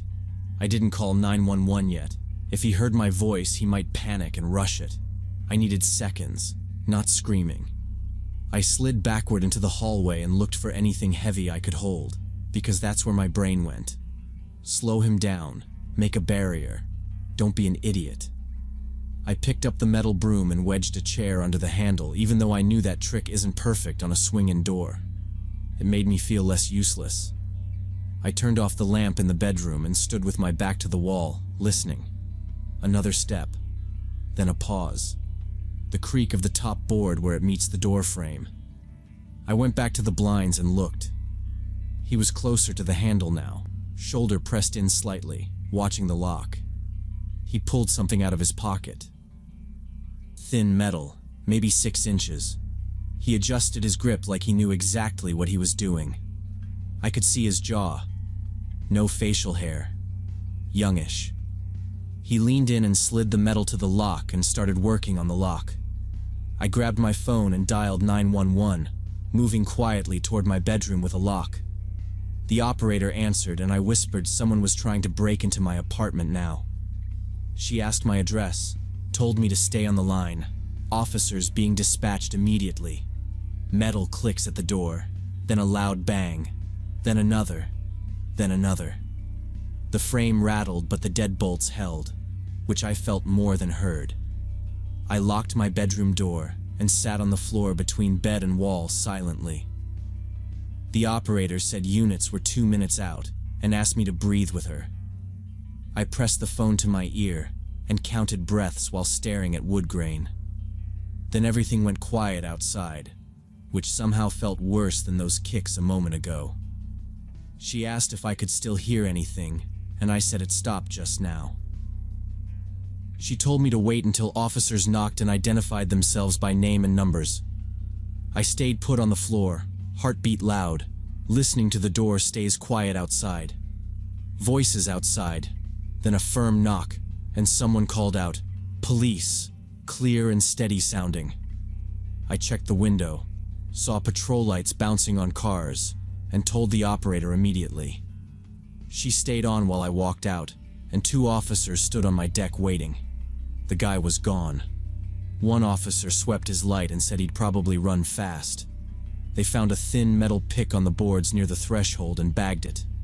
Another officer photographed footprints on the steps and the smeared hand on glass outside tonight. They asked for a description. I said hoodie up, youngish, average build, probably male there. They knocked on neighbors' doors, came back empty, and promised extra patrols through night to night. A detective came the next morning with a folder and a calm, practiced voice anyway. She said similar attempts targeted first-floor entries nearby. Same routine, same timing, same persistence recently. She told me I did the right things and asked about my routine and posts. I said my socials were private and I hadn't shared the address anywhere online publicly. She asked to dust for prints. I signed forms, and their tech worked carefully inside. They lifted partials from the frame and collected the pick, then thanked me for cooperating. She suggested cameras and stronger hardware and said evening patrols would increase for now locally. I stayed another month because moving immediately wasn't realistic, and client deadlines stacked fast then. I added 3 more locks and a door bar, plus a ring camera for coverage. Management replaced the strike plate with longer screws, which looked solid on paper to me. Every outside sound set me off. Trucks, bins, footsteps, anything touching that siding out there.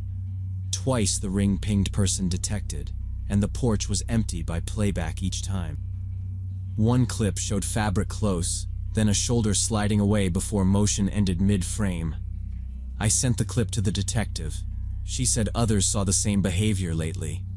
I kept a hallway light on and staged shoes and keys by bed every night. Sleep happened but shallow, like waiting for old wood to creak under weight again nightly. In December, I broke my lease and moved to a 3rd-floor place with security downstairs. I paid the fee, hired movers, and avoided that deck as much as possible afterward. The detective called again. Still no suspect. More reports. Nothing strong enough for charges yet. She told me, "Do what keeps you safe." And I started over with intention anyway. I still think about the footprints on my porch and the door kicking sound nightly. I never learned who he was, or why my place was worth his time then. Maybe it was random. A man testing ground floors and counting on someone forgetting something. Maybe he watched long enough to map routines, then listened between kicks for movement inside. I hate not knowing, and how ordinary life turned into planning exits and hardware lists. I lock every door twice, park near lights, and introduce myself to neighbors early now. Carrying groceries upstairs, I still listen for wood stairs, expecting that slow, patient creak again. Sometimes I catch a hoodie in a crowd, and every muscle goes stiff for minutes. There's no ending here, just habits and vigilance, because that's what finally kept him out. I still wonder if he's out there, moving door to door, waiting on luck somewhere.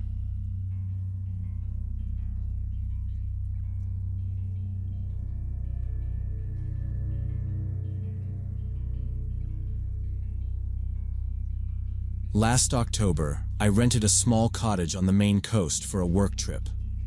My company was doing a 3-day training in a nearby town, and instead of staying in a hotel with all my coworkers, I decided to find something more secluded, where I could work on my presentation in the evenings.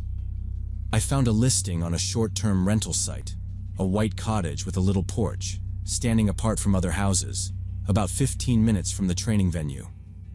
The owner emailed that the key would be in a combination lockbox by the front door. He apologized that he could not meet me in person because he lived out of state and rented the house remotely. I arrived around 6 on Sunday as a light rain started. The day was quiet. No cars passed as I parked beside the porch. The cottage looked exactly like in the photos: neat lawn, white shutters, 2 wicker chairs. I took the key from the lockbox, went in, and did a quick walk through. The interior was simple but fine. An open living room with a small kitchen, 2 bedrooms, 1 bathroom. I hauled my suitcase and laptop inside, changed into sweatpants, and ordered delivery from a nearby Italian place. I set my laptop on the table, plugged in, and skimmed my slides, thinking about the questions my manager always asks. Nothing felt odd yet. Just the normal first hour alone in a place that is not yours. About 40 minutes after I arrived, someone knocked. I figured it was my food early, so I opened the door without thinking. A woman around 50 stood on the steps in a raincoat, short gray hair tucked behind her ears. She smiled and said, "Hi, I am Janice, the property manager. I just stopped by to make sure the new guest is settled." Her smile was practiced. Not fake exactly, just used a lot. I stepped onto the porch so we would not drip on the floor, and she waited there holding a plastic folder inside a grocery bag to keep it dry. She glanced past me into the living room, then back at my face like she was checking a box. I told her everything was great and thanked her. She asked how long I would be staying and where I was from. 3 nights, Boston, work training, I said. She nodded and said if I needed anything, extra towels, toiletries, blankets, she lived about 10 minutes away and could drop things off. Then she asked if I wanted directions to the nearest grocery store and mentioned a pharmacy that actually stays open late out here. It was normal small talk, but I did catch myself thinking it was late and raining for a check-in. I said I was fine and that I should get back to work. She gave me a plain white card with her first name and a phone number. No logo. Before she left, she added, "Keep your car doors locked. Teenagers sometimes do dumb stuff out here." She said it like a casual tip, but I locked the door after she walked down to her car anyway.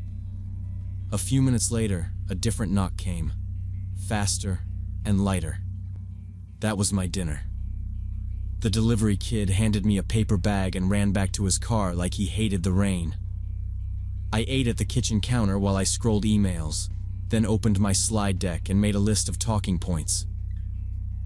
The house clicked and creaked the way old houses do, and I kept telling myself not to assign meaning to every sound. I double-checked the front door and the little side door in the kitchen because of Janice's line about teenagers. Her card sat by my laptop, just Janice and a number. By 9, I was in work mode, laptop open, notes spread, TV on low with local news for background noise. I was not really watching, but the weather guy said the rain would last all night. When I got up to refill my water, I noticed the porch light was on. I did not remember turning it on. Maybe it was on a sensor. I was not going to hover at the window, so I went back to the table and kept typing. A few minutes later, the TV glitched for a second, just a tiny flicker, and then it was fine again. I muted it and listened for a minute. All I heard was rain on the porch roof. I added a bullet, deleted 2, and checked the agenda email. My phone was face down next to the keyboard. It buzzed once, then again. When I flipped it over, the screen said, "Unknown caller." I let it go to voicemail because spam always calls at night when you are trying to focus. Then it buzzed again almost immediately with the same thing. I looked at the door and toward the window and could not see the porch.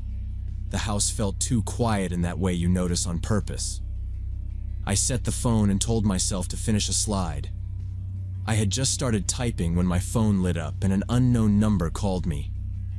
"Hi, this is Roger, the owner," the man said. "I just got a notification that the door code was used earlier, so I wanted to check you found the key and everything's okay." I felt stupidly relieved and said yes, the key worked and the place was great. Then I mentioned that his property manager, a woman named Janice, had already stopped by to check on me. The line went quiet.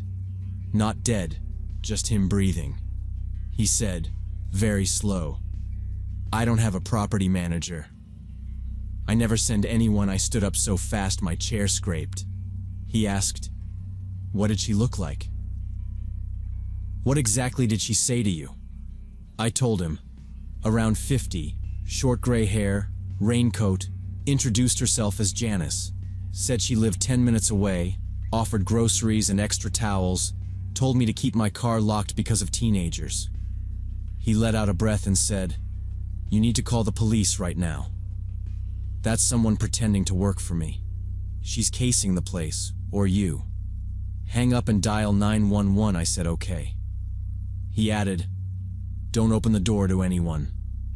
Stay away from windows." I hung up, hands shaking, and dialed. The dispatcher answered fast. Name, location, nature of emergency. I gave the address from the listing. Said a woman had come by claiming to be a property manager, but the actual owner said he has no one. The dispatcher asked if she was there now. I said I didn't know. I told her I had a card with a first name and number, but no company. She told me to lock all doors if they weren't already, move to an interior room, stay on the line. I said the front door was locked, and so was the side door. She asked if I had seen a vehicle. I hadn't. She said officers were on the way. I stayed on with the dispatcher and heard it at the same time. A hard, flat rap on the living room window. Not the door. The window. I turned and there she was. That same woman, her face pressed to the glass. Not angry, not smiling. Just watching me like she was making sure I was me. I yelled without meaning to and backed into the wall. "She's here," I said into the phone. The dispatcher told me to move to a safe room and lock it. Stay quiet. Do not engage. I ran to the closer bedroom and shut the door, turned the thumb lock, and pushed the small dresser against it because my brain needed to do something. The woman jiggled the front handle, a slow pull and rattle, then again, harder. The dispatcher kept me talking. "Where are you? Can you barricade more? Are there other exits?" I told her I was in the bedroom, that I could hear the front door, that I didn't think she was inside. There was a scraping sound like she brushed against the porch rail, then nothing, then the handle again. I did not go check. The dispatcher gave me updates. Officers were close, minutes out. I heard one more knock at the window, farther away this time, lower, like she tried a different pane. Then silence. That was worse.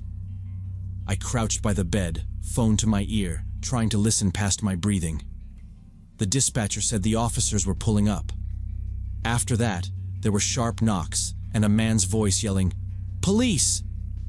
If anyone's inside, call out." I called back from the bedroom, said my name. They told me to stay put until they cleared it. I listened to boots, a door opening, radios, the porch door, then the officer outside my bedroom. "It's clear. You can open up." I moved the dresser and opened the door. 2 officers were in the hall. They were polite but quick, asked for a description, and walked the property with flashlights, while I stood with another officer in the kitchen. No footprints they could see, no car nearby, no one on the road. They took the card the woman gave me and said they'd check the number. One asked if there was anyone who knew I was staying alone. I said my co-workers knew I was in town, but not this address. He suggested I find a hotel for the night. I said yes. They waited while I grabbed my laptop and a few things, then followed me to my car. Before I left, they checked the lockbox and door again. The owner, Roger, came by the next morning while it was light, and he looked like he hadn't slept. He kept saying he was sorry, and that in 5 years of renting he'd never had anything like this. The police told me later they couldn't find her. No calls about a strange car. Nothing from neighbors. I stayed with my co-workers at the hotel, and I finished the training, but that's not really the point. What stuck with me was how normal she seemed, and how easily I opened the door. I don't rent remote places anymore.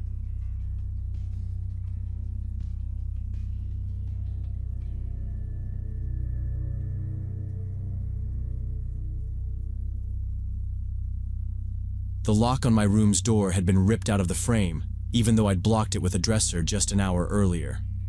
Last summer in Oregon, I was driving back after client meetings, regional manager stuff, mileage reports piling up in my head, when around 9 at night, the highway went empty and my engine started coughing. Then it died. No bars on my phone. Fields on both sides. Not even a farmhouse light. The only building I could see was a rundown motel with a sun-bleached sign and 4 long buildings shaped like a U around a weeds-choked parking lot. Most windows were boarded. It looked dead, but it still beat sleeping in a dead car with semis ripping past at 2 in the morning. I tried a few doors, telling myself I'd pay someone in the morning if anyone even owned the place. The first 3 were locked solid. The 4th, in the far block, gave a little, and then opened. Inside smelled like dust and old carpet. Dry though, no mold. There was a cracked dresser, a busted TV, and a mattress with no sheets. I dragged the dresser to the door, wedging it across the knob, and kicked the deadbolt over out of habit. I knew it was dumb. Nobody was coming, but I still checked the bathroom and the closet. I left my bag near the back wall, grabbed my thermos of coffee from the trunk, and sat on the mattress with my back to the corner so I could see the whole room. I must have dozed in and out because when an engine rolled into the lot at midnight, I was awake before I knew why. Headlights swept through the cracks in the boards for a few seconds, cut out, and left a dull after-image. I sat there listening. 10 quiet minutes. My heartbeat slowed. Then I heard voices. 2 men, low and close, like they were keeping it down for someone, not like they cared if anyone heard. They moved along the outside walkway, shoes scraping grit, testing doors. A rattle, then another a few units down, then a thud. I slid off the mattress and put my weight into the dresser, feeling stupid for picking the furthest, most hidden room. One of the voices said, "Locked," and the other answered, "Keep checking." Their steps came closer, patient. My hands were already wet and the room felt smaller. They stopped right outside. The knob wiggled once, twice. A shoulder hit the door. The dresser nudged my thighs. I pushed back. A second slam, heavier, made the top corner of the door flex. The voice closest to me said, almost bored, "It'll go," and they both started driving it in rhythm. I braced my back and legs and tried to be smart about it. Push when they hit, breathe when they reset. But the dresser scraped an inch, then another. One of them laughed under his breath. Not loud, just confident. I looked around for something better than a dresser and found nothing worth a damn. The bathroom had a second door with a tiny window that looked into the inner courtyard. It was the only option that wasn't stand here and get flattened. I told myself I'd circle, get to the car, and be gone before they realized I'd switched sides. I grabbed my keys and the backpack with my laptop and receipts. The next hit to the main door popped the strike plate out of the jam, and the frame made a sharp, dry sound that I still hear when people slam doors in conference rooms. I moved into the bathroom, shut the door behind me, and latched it. Not that it would slow them, but noise buys seconds. I put my elbow through the little window. It hurt like hell, and glass stuck to my skin, but I cleared it fast with my sleeve, turned the latch, and shoved the frame outward. The crash when the main door finally gave up sounded like furniture breaking in a warehouse. I slid out feet first, dropped into the weeds, and stayed low. Someone shouted, "Window!" and another voice swore. I ran along the back of the building, following the strip of bare dirt under the eaves so I wouldn't crunch gravel, and cut around to the end. The lot opened up. Their pickup, a beater with a mismatched door, sat nose out, parked at an angle that blocked the main exit. My sedan was 10 yards off, crooked where I'd left it earlier when it died the first time. I heard one of them in the room behind me, the other landing outside with a thump and saying, "He's out." I didn't look back. I yanked the driver's door, dropped into the seat, and jammed the key in. For a second, all I got was a sick little cough and a dead dashboard. I pumped the pedal once, twice. The engine sneezed, then caught, rough and shaky. "Come on," I said out loud, like it was a coworker on a bad day. The headlights threw thin cones across the lot. In my mirror, a shape cleared the corner and stopped, surprised I'd made it to the car at all. He lifted a hand, maybe to shout, maybe to point. I didn't wait for the caption. I cranked the wheel hard and aimed not for the blocked exit, but for the shoulder where weeds had eaten the pavement. I could feel the sedan fighting the ruts under the tires as I bounced off the curb. The pickup filled the windshield for a second, then slid left as I kept my foot down. I steered out through the overgrown shoulder, going around their pickup. In the rear view, two figures broke from the shadow of the building and ran for their truck. I kept the wheel steady and didn't let up. The shoulder turned back into highway and the car smoothed out. My hands shook on the wheel, and I had to tell myself to breathe because I was overcorrecting on nothing. Their headlights showed up behind me 5, maybe 6 minutes later, hard to say, and hung there like they were judging my speed. I kept it just under what would get me pulled over. If they wanted a chase, I wasn't going to hand them one right into a ditch. They stayed a few miles, sometimes dropping back, sometimes edging closer. Every time a curve came up, I pictured them trying to box me, but the highway didn't give them much. Then their lights faded. Either they turned off or they just gave up. I didn't slow. The gas pedal felt welded to the floor and my calf cramped, but I didn't dare change anything. I listened to every noise the car made and waited for the engine to hiccup again, but it held. I didn't see an open place for a long time. No houses with porch lights, no late diners, just dark road and those brief green signs that never said what I wanted. About 40 minutes later, by the dash clock, I pulled into a convenience store that had the whole lot lit up like an operating room. 2 pumps, 1 car, a bored clerk inside at a lottery machine. I parked nose out right under a light and finally let my foot off the gas. The silence made my heart sound too loud. I didn't go inside.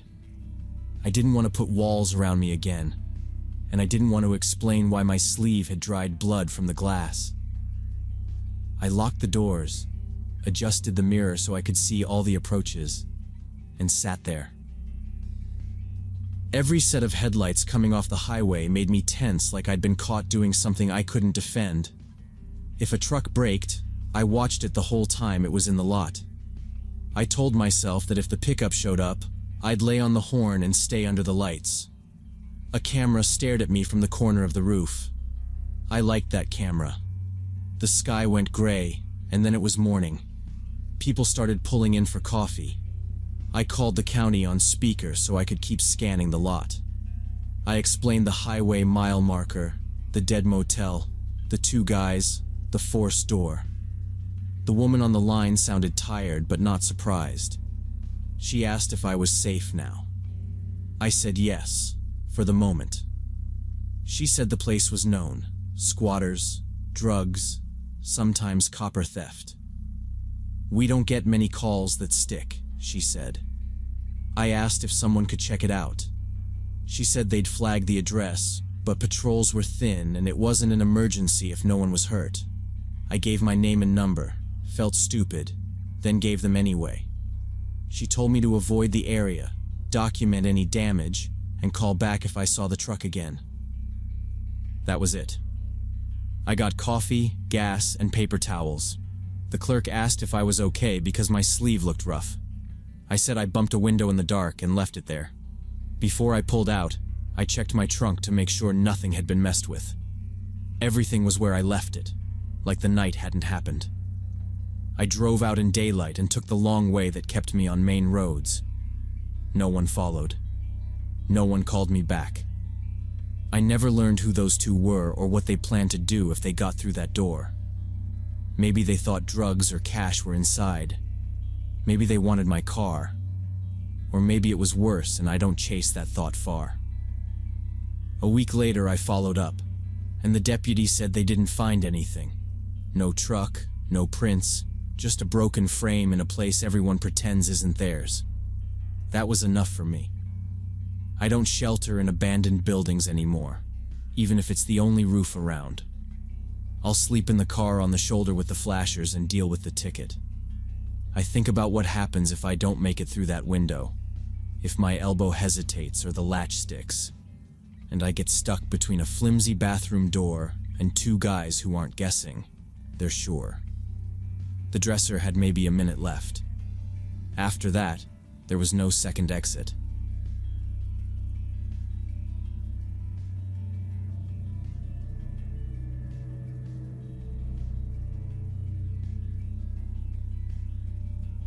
Back when I was 32, I traveled for work all the time. I came to a conference in a big port city on the East Coast. It was my first trip to that city, and I stayed at a hotel in the business district where the event was held. The conference ended late, around 11 at night, and I decided to walk to find a 24-hour store. I needed to buy a phone charger that I forgot at home. The concierge pointed me in the direction of the nearest supermarket but warned I should take a cab. I figured it wasn't that far and I could walk. Just 15 minutes according to the map. I left the hotel, turned right as instructed, and walked along the lit street past office buildings. I was still in my work clothes, badge on a lanyard, flats instead of heels because I'd learned that lesson on my first sales roadshow. The plan was simple: grab a charger, go back, send 2 emails, sleep.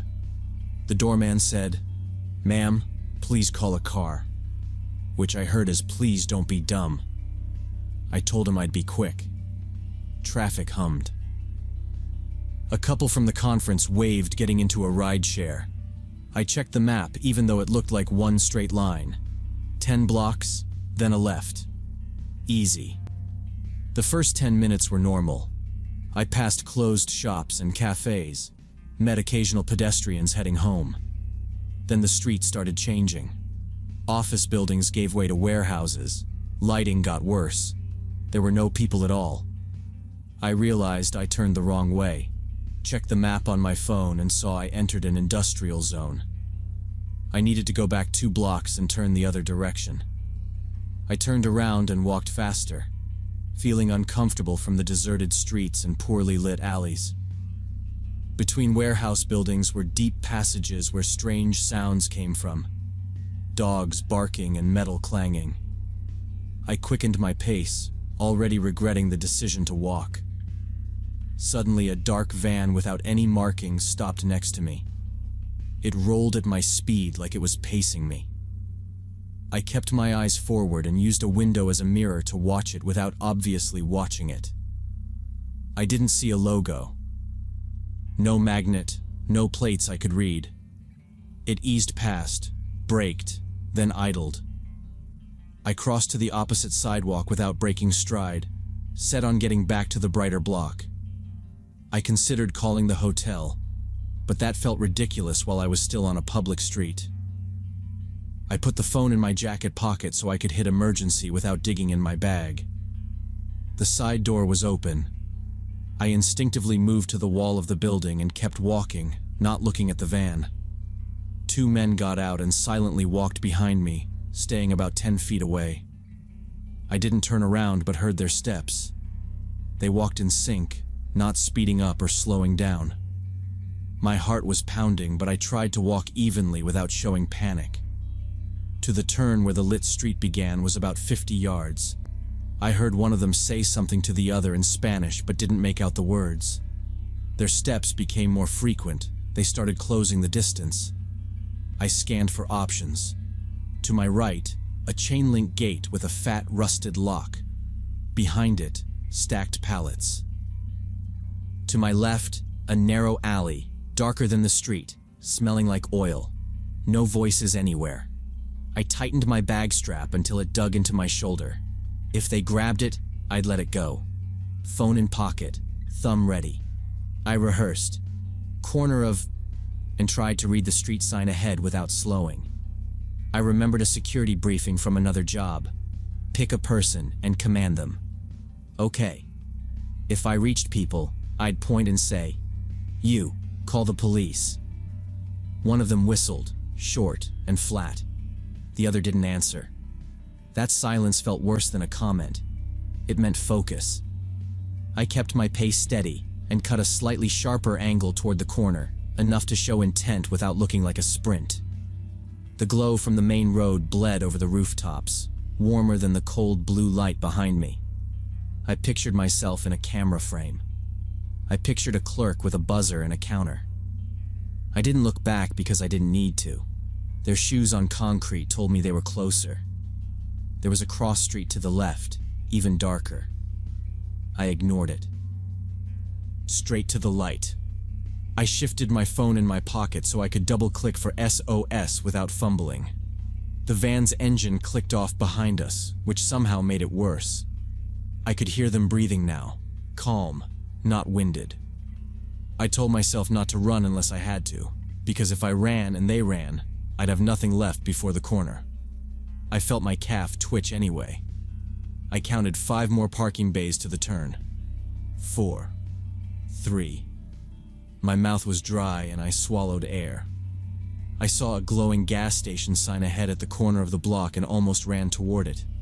The steps behind me quickened, but when I ran out onto the lit street where cars stood and the gas station was working, I looked back. The men were gone. They just disappeared, apparently returned to the van. I didn't waste time trying to spot it. I cut straight across the forecourt and pushed through the door. The chime sounded too loud. There were 2 customers at the soda fountain and a cashier behind thick glass. I went straight to the counter and said, "Can you call me a cab, please?" Right now, my voice came out thin and shaky. He looked at me, looked past me toward the street, and picked up the phone without asking for money. I kept my hands flat on the counter so he wouldn't see them tremble. While waiting, my hands were shaking and I couldn't calm down. I focused on stupid things. The scratch on the plexiglass, the smell of old coffee, the way the lottery tickets were lined up. I kept checking the door like they'd stroll in and pretend to buy gum. The cashier, an older man, looked at me carefully and asked where I was coming from. I pointed with my chin, because I didn't want to turn my back to the door, and said, "From down there, near the warehouses." I took a wrong turn. He shook his head right away, like he'd expected that answer and hated it. "Ma'am, you're lucky," he said. And he said it in a flat, serious way that made me feel it in my stomach. He asked if anyone followed me, and I said there were 2 men and a van, no plates. He sucked his teeth and told me not to go back that way. He said in that industrial zone people regularly disappear, especially at night. For the last 2 years, a group operated there kidnapping people, and police couldn't do anything about it. He wasn't being dramatic. He sounded tired, like he'd said it before, like he'd told other people who didn't listen. He nodded at the cameras on the ceiling and said, "Stand where the lens can see you." I moved 2 steps and stood under the brightest strip. I asked if he'd called the police on them before. He said yeah, a bunch of times. But by the time anyone came, the van was gone, the street was empty, and there was nothing to point at. "You were loud," he added, meaning my entrance, the chime. "That helps." He told me to keep my phone out and not unlock the door for anyone. The 2 customers kept glancing over like they wanted gossip, but also didn't want to get involved. The cab pulled up faster than I expected. I made the driver roll forward so I could get in right by the door, no extra steps. He asked where to. I gave the hotel name, and he nodded like he knew the one. As we pulled away, I twisted around to look. The cross street was empty again. No van, no men. Just that dead block sitting there like nothing had happened. I sat back and realized I was gripping the door handle so hard my fingers hurt. The driver didn't ask questions. He kept the radio low. That helped. Back at the hotel, I went straight to my room and locked everything. Deadbolt, latch, even wedged my suitcase under the handle because I didn't know what else to do with the adrenaline. I couldn't sleep all night, replaying in my head what could have happened. Every version was worse than the last. I tried to read emails to distract myself, and ended up staring at the screen with my inbox open and nothing going in. Around 4, I dozed for 20 minutes and jerked awake because a car horn outside sounded like that van door. Next day, I told a colleague from the local office about it, and she confirmed the cashier's words. That area was known as dangerous. There really were cases of disappearances, and locals never walked there at night.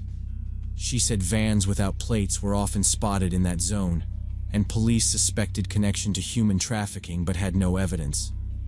She said it like a warning she wished she'd given me yesterday. I understood how close I came to becoming another missing person. Still don't understand why they backed off. Maybe they were scared of cameras at the gas station or just decided the risk was too high. Since then, on business trips, I never walk through unfamiliar areas at night. I always take cabs even if the distance seems short. That 15-minute walk almost cost me everything.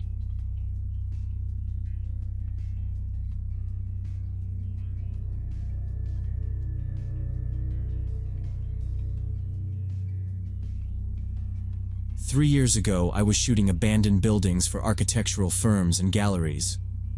I got a job to photograph an old textile factory before demolition.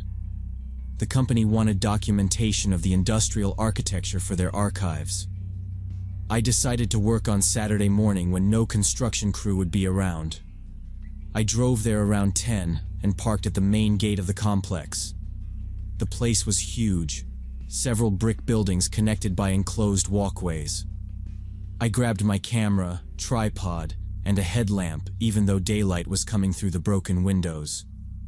The first 2 hours went smoothly.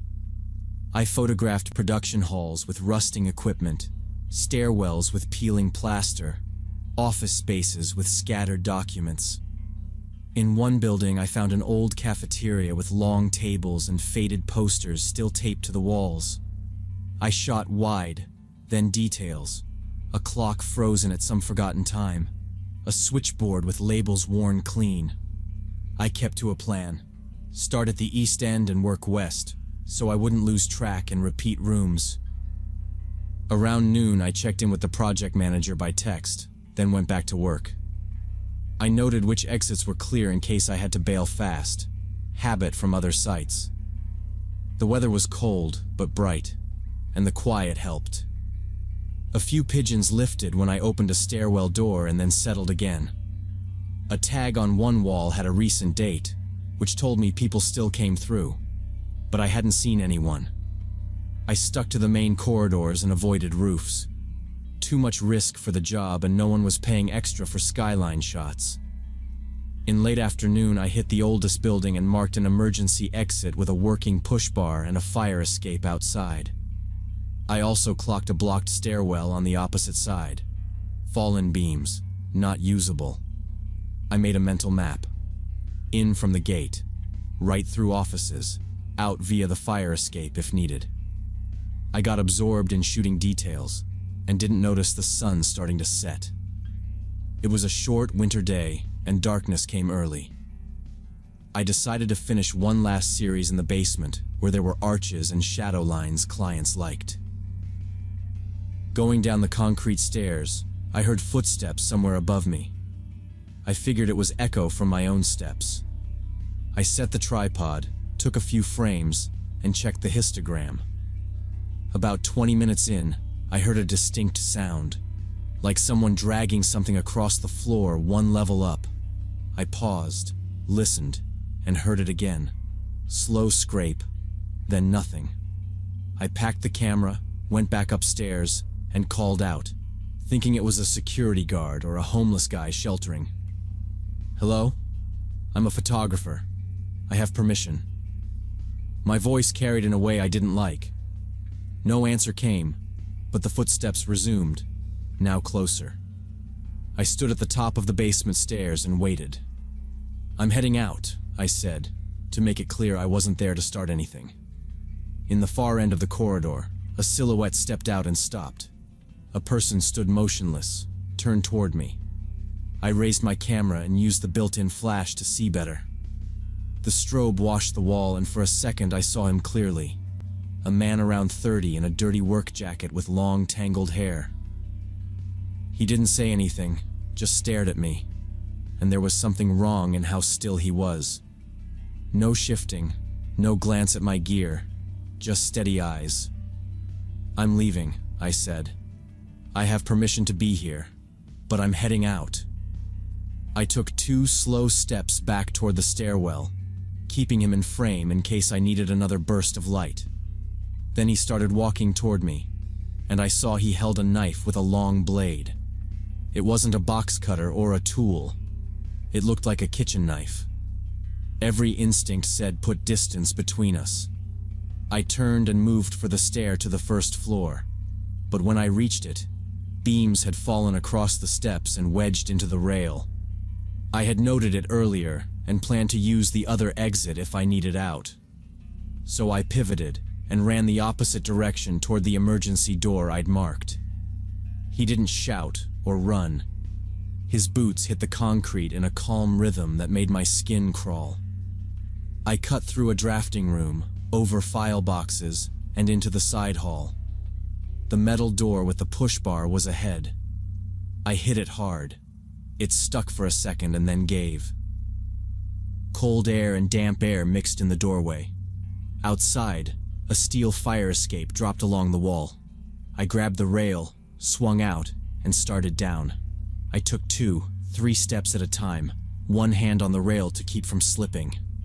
Metal clanged above as a door banged open. I looked up and saw him step onto the landing. I went faster, almost a jump between flights. "Hey!" I yelled to no one, just noise, hoping maybe a neighbor or passing car existed out there. My foot hit the last treads wrong and I slid the last 2 steps, catching the rail with my elbow. I hit the pavement, kept my feet, and cut left along the building toward the fence gap I'd used.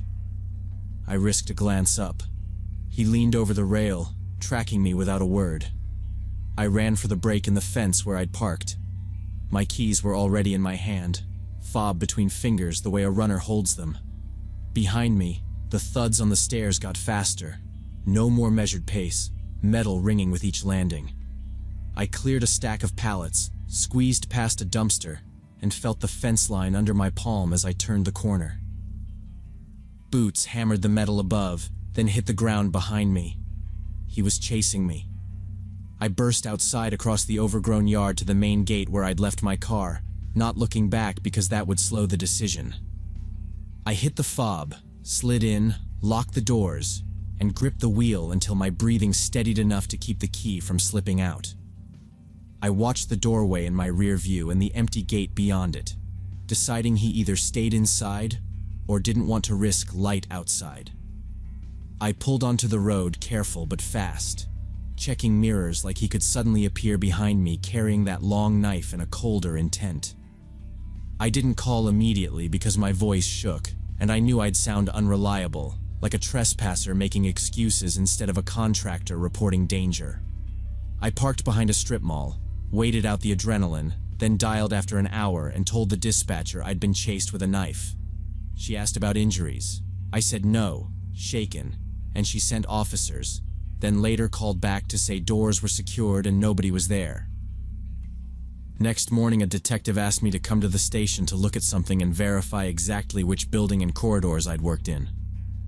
I went because I wanted everything documented so the client and city wouldn't accuse me of trespassing or exaggerating to cover a missed deliverable later.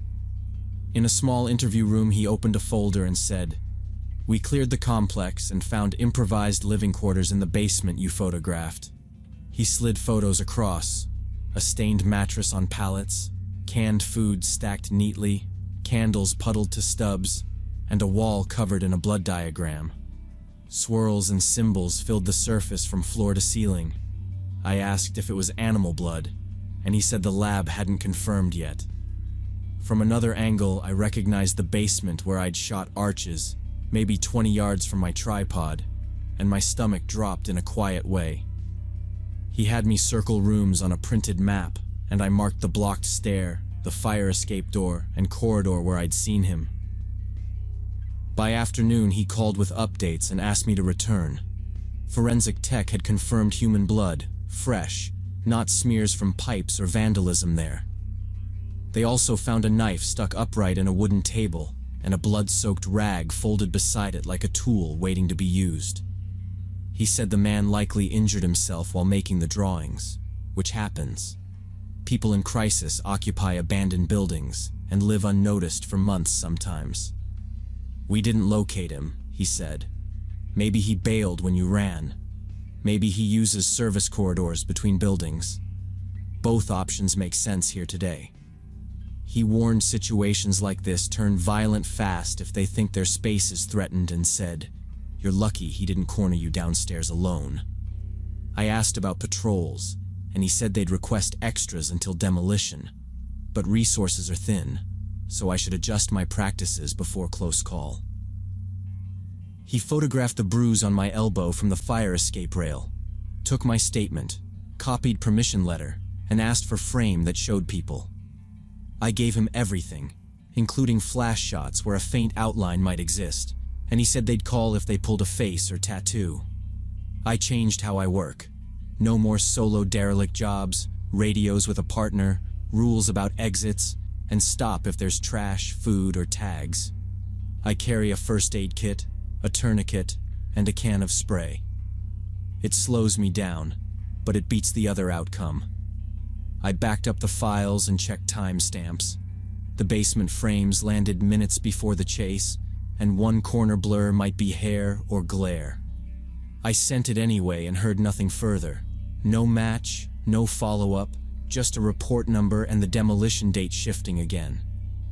My partner reviewed everything and said, "You were lucky." I said I knew, and he tapped the blocked stair in a wide frame and said, "That saved you." At night, I replay his silence and consider staying longer, or fumbling that door, and accept luck beat planning, so empty building gets treated occupied.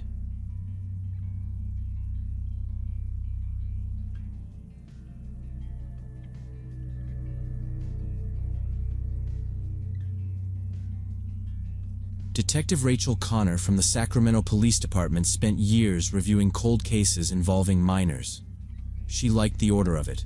Boxes, reports, one screen per subject, because it kept the noise in her head down.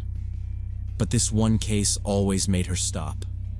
2004, apartment off a busy street, single mom, 9-year-old boy named Tyler, who kept insisting someone was in his room at night, behind the bookshelf by the window. The mom was working doubles and coming home at midnight, So at first she told him it was nightmares and sent him back to sleep. It wasn't neglect, it was triage. Still, the notes showed almost a month of the same complaint. Tyler refused to sleep in his room one Saturday morning and had a breakdown. The mother's statement said she lost her patience. She took him by the hand, walked him to the room, and said, "I'll show you there's nobody there." She went to the shelf and started pulling it away from the wall. The shelf jerked back. Someone was holding it from the other side.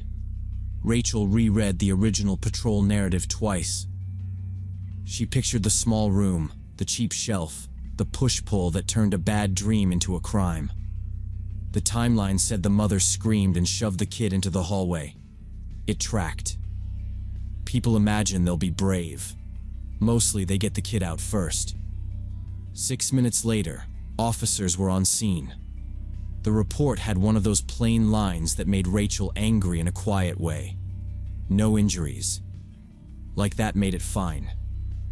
Back in 2004, the responding officers found the man wedged behind the shelf in the narrow space between furniture and wall. A 40-year-old named Leon Sparks, homeless, meth in his system. He'd been slipping in through the unlocked bathroom window while the mom worked nights. He watched the boy sleep from behind the shelf. In his pockets, they found photographs of Tyler sleeping, cheap film camera prints with a timestamp strip. The lab called them low resolution but clear. The DA got a legal entry, stalking a minor drug possession. He took a plea and got 8 years. Rachel checked the prison summary. Sparks served, released 2012. Then the paper trail thinned out like it always did when people stepped off the map. In 2024, Rachel was doing a sweep. Verify current status for offenders tied to child-involved cold cases. Not glamorous, just necessary. She'd call parole offices, pull supervision logs, cross-check shelters, and hospital admits. Sparks popped up as released 2012, then completed supervision 2014. She didn't like how fast that read on a screen compared to what it meant. She told herself it wasn't personal. It still felt personal. He was under supervision for 2 years, then his trail went cold. The last known address was a shelter in Fresno. He left in 2014 and never registered elsewhere. That wasn't illegal by itself. His case didn't carry lifetime registry, but it made Rachel's skin itch. She started with the basics. DMV returns, Medi-Cal hits, county jail books. Nothing. She tried to find Tyler to warn him, even if it was just a courtesy call. The family had bounced through 3 addresses after 2004, 2 in the same school district, then a private mailbox, and then they moved out of state. The forwarding ended. No current phone. The old landlord said, "Nice lady. Quiet." Paid on time, Rachel told a colleague about it over coffee and records. He listened without interrupting. He was the type who didn't think everything was a pattern, but he still checked. "Want me to run unsolveds? Kids say, someone in the house at night type?" he asked. She said yes. He pulled a filtered dump for California, last 5 years, terms like night intruder, child report unverified, suspicious attic, and closet hiding. He wheeled his chair over and they went down the list. 3 reports stood out. Different counties, different families. Same opening line. A kid reports someone inside at night. Adults chalk it up to nightmares. Police do a quick check, find nothing. In one case, the family later discovered an open vent in a hallway ceiling and small footprints in dust in the attic. The responding officers did a crawl, found nobody. Rachel read that one twice. The dust photo was attached to the report, a gray square with patternless impressions. She forwarded it to herself anyway. She didn't get dramatic about it.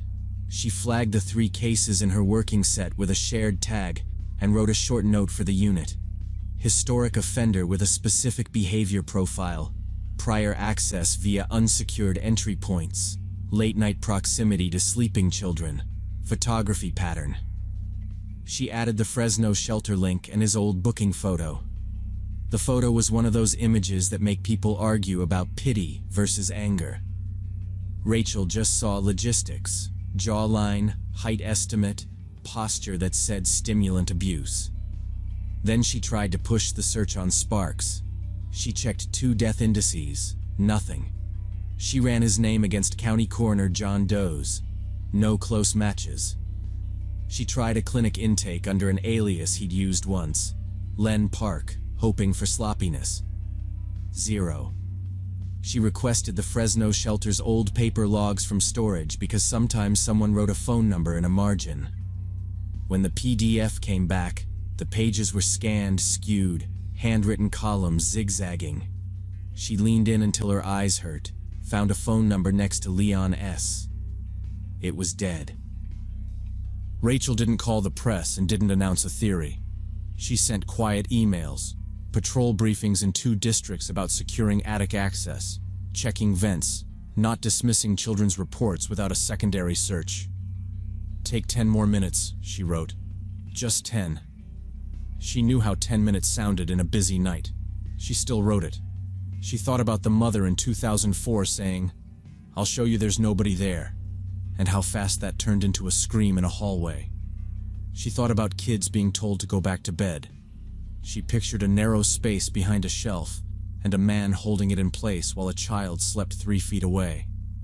Then she kept going through databases and old numbers, because that was the job, and continued searching for Leon Sparks, but the trail was dead. Rachel contacted homeless shelters across California with a short description and the old booking photo attached. She kept it simple. Male, 40s in 2014, thin, stimulant history, might avoid strict sign-in rules. Managers called back or emailed within a day or 2. Most didn't recognize the name. A few said maybe, then walked it back when she asked for dates. One forwarded grainy stills of a different man. Nothing useful. She noted dates and contacts for follow-up, in case something later connected to this particular search. She pulled arrest records for trespass, prowling, burglary tools, child stalking. The results were noise, X's at windows, custody messes, drunk neighbors climbing into the wrong unit. None of it matched a careful entry through a small opening and a habit of watching a child sleep. She wouldn't bend facts to fit him. Next was the family. Social media search. The mother's old first name paired with a new last name and a small porch photo. Rachel sent a message from her work account and asked for a call. The reply came that night with a number. When Rachel called, the woman sounded cautious but steady. "Is there a new reason to worry?" the mother asked after Rachel introduced herself. "I'm updating records on released offenders tied to old cases," Rachel said. "I don't have a specific threat. I wanted to verify current information."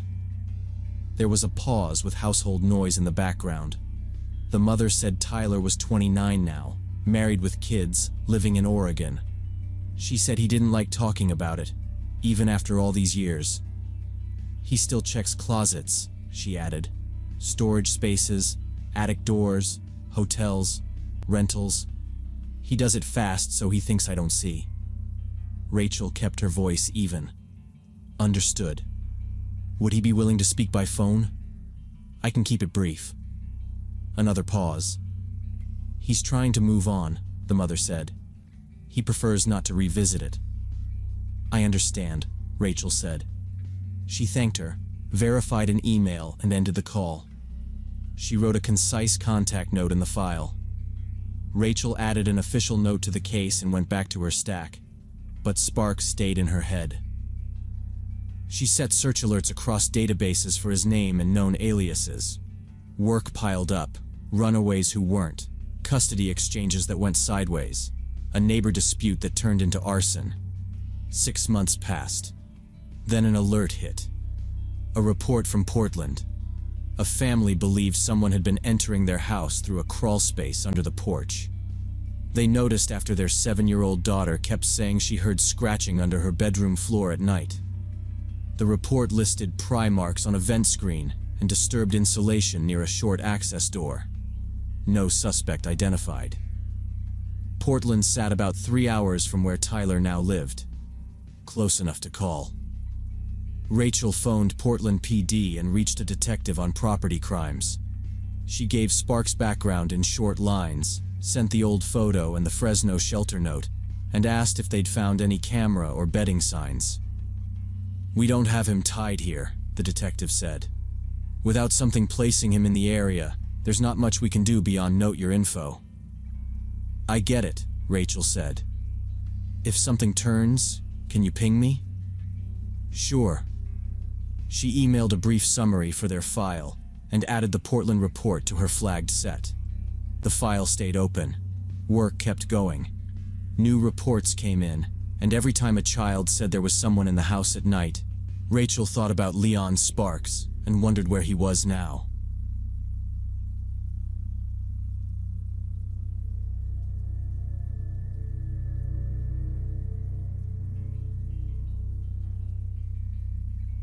I was working at this big sporting goods store for about 8 months after finishing college, selling sneakers and athletic wear while looking for something more serious. I was 23, wore the standard red polo with a Tyler, sales associate name tag, and spent my shifts helping customers find sizes and ringing up purchases. Around mid-October, this woman in her mid-30s came up to me asking for help picking running shoes for her friend, asked normal questions about sizes and models, thanked me, and left without buying anything.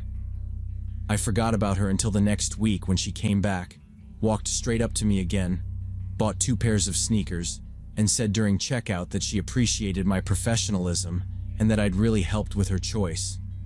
I smiled and thanked her like we're trained to, but 3 days later she was back for a gym bag and again waited specifically for me, even though other associates were open.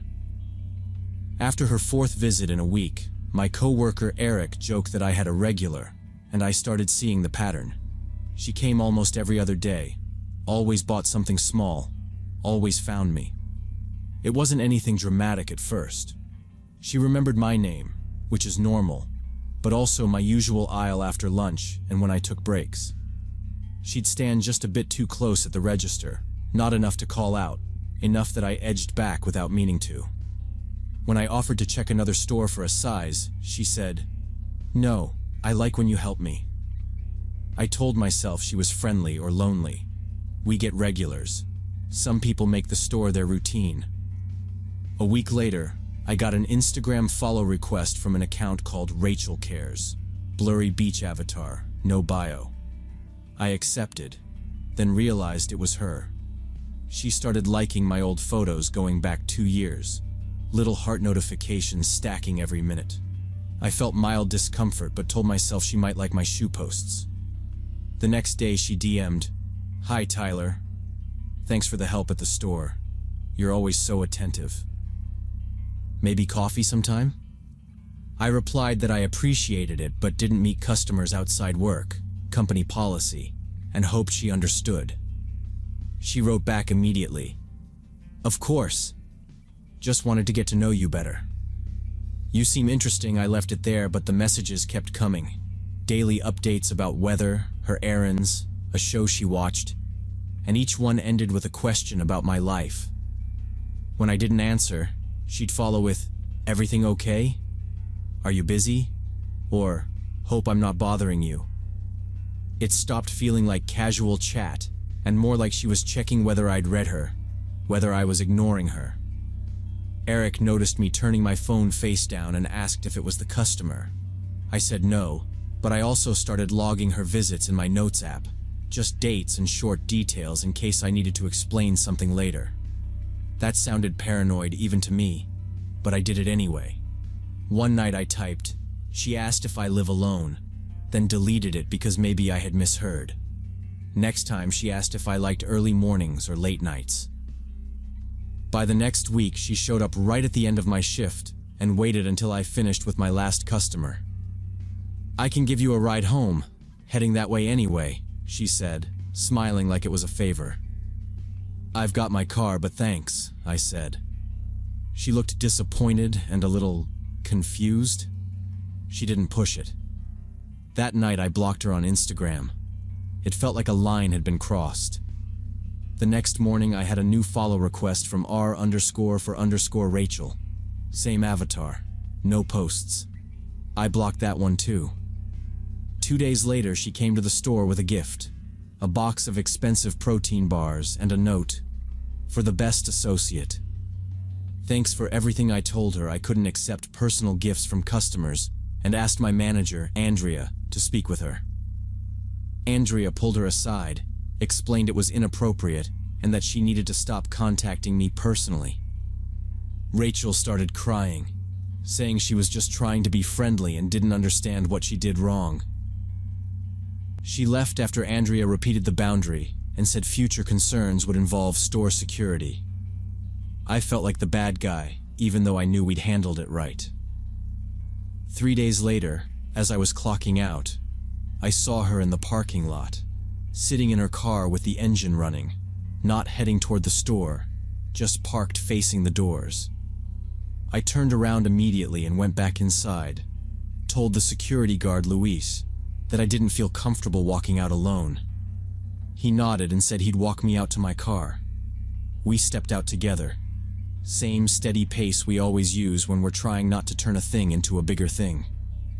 Rachel drove away as soon as she saw him. Andrea didn't argue when I reported it. She listened, asked for times and dates, and then told me she'd handle it. She banned Rachel from the store on the spot and said she'd call the police if Rachel tried coming back. The next 2 weeks were quiet. I started to think it was over until a package showed up at work with my name on it. No return address, just the store's location and a small note inside. "Hope you like it." R. It was a t-shirt in my exact size with my basketball team's logo. I gave it to Andrea and told her I didn't want it. 3 days later, another package arrived, heavier. Inside was a winter jacket, exactly the style and brand I'd posted in an old Instagram photo months ago, plus the same R note. I took both packages to the police, along with printed screenshots of the messages, the dates I'd logged from the parking lot, and Andrea's written statement that the woman had been warned. The officer was polite but blunt. No threats, no physical contact. He said to document everything, not open any new packages, and call if she appeared. My parents wanted me out of there. After a call with the district manager, I got transferred to another store in a different town about 30 miles away. I scrubbed my Instagram, deleted the account, made a new one with a different name set to private, and I stopped posting anything that could hint where I worked or what my schedule was. The first 3 months at the new store were normal. No strange customers, no packages, nothing parked out front waiting. I started to relax. I met Kayla through a mutual friend and we went slow. Coffee first, then dinner. I didn't tell her everything, just the short version. Weird customer. Had to switch stores. Lesson learned. In early February, my mom called sounding tight. "A box came here for you," she said. "No return address." My parents didn't open it. They wrote "return to sender" and brought it to the post office. I called the police and updated the report. The detective said it would be hard to trace without a sender and asked if I wanted to consider a restraining order if Rachel surfaced again. I said yes. If she showed up, I'd file immediately. After that, my parents installed cameras facing the street and the porch. I started scanning mirrors when I left work, taking a different route home twice a week. I told Kayla I had some family stuff going on and might be jumpy. She didn't press. No more packages came. Rachel didn't show. Still, I stopped wearing any tag with my last name. At the new place, my badge only reads Tyler Sales Associate. When a female customer waits for me instead of the closest associate, I pull Andrea's old playbook in my head and keep everything brief and neutral. Here are the sizes. Here's the return policy. Thanks for coming in. My phone stays in my pocket on vibrate. Notes app one tap away, just in case I need to record times. The part I can't shake is how she got my parents' address. I never posted it, never put it on my profiles. Maybe she scraped it off some old public records site. Or maybe she asked a question I answered without thinking. Something dumb like, "Which neighborhood did you grow up in?" That let her connect the dots. I don't know. That not knowing keeps me careful. I double-check friend requests. I keep my social media boring and private. When someone calls me by my first name at the register, I feel my stomach tighten a little until I figure out if it's just because of the name tag. I miss the feeling of not thinking about these things, but I also know it only took one person deciding I was more than a cashier who helped her pick shoes. So I watch for small patterns now, the extra visit, the too familiar message, the heading that direction anyway. And I don't ignore my first reason to step back.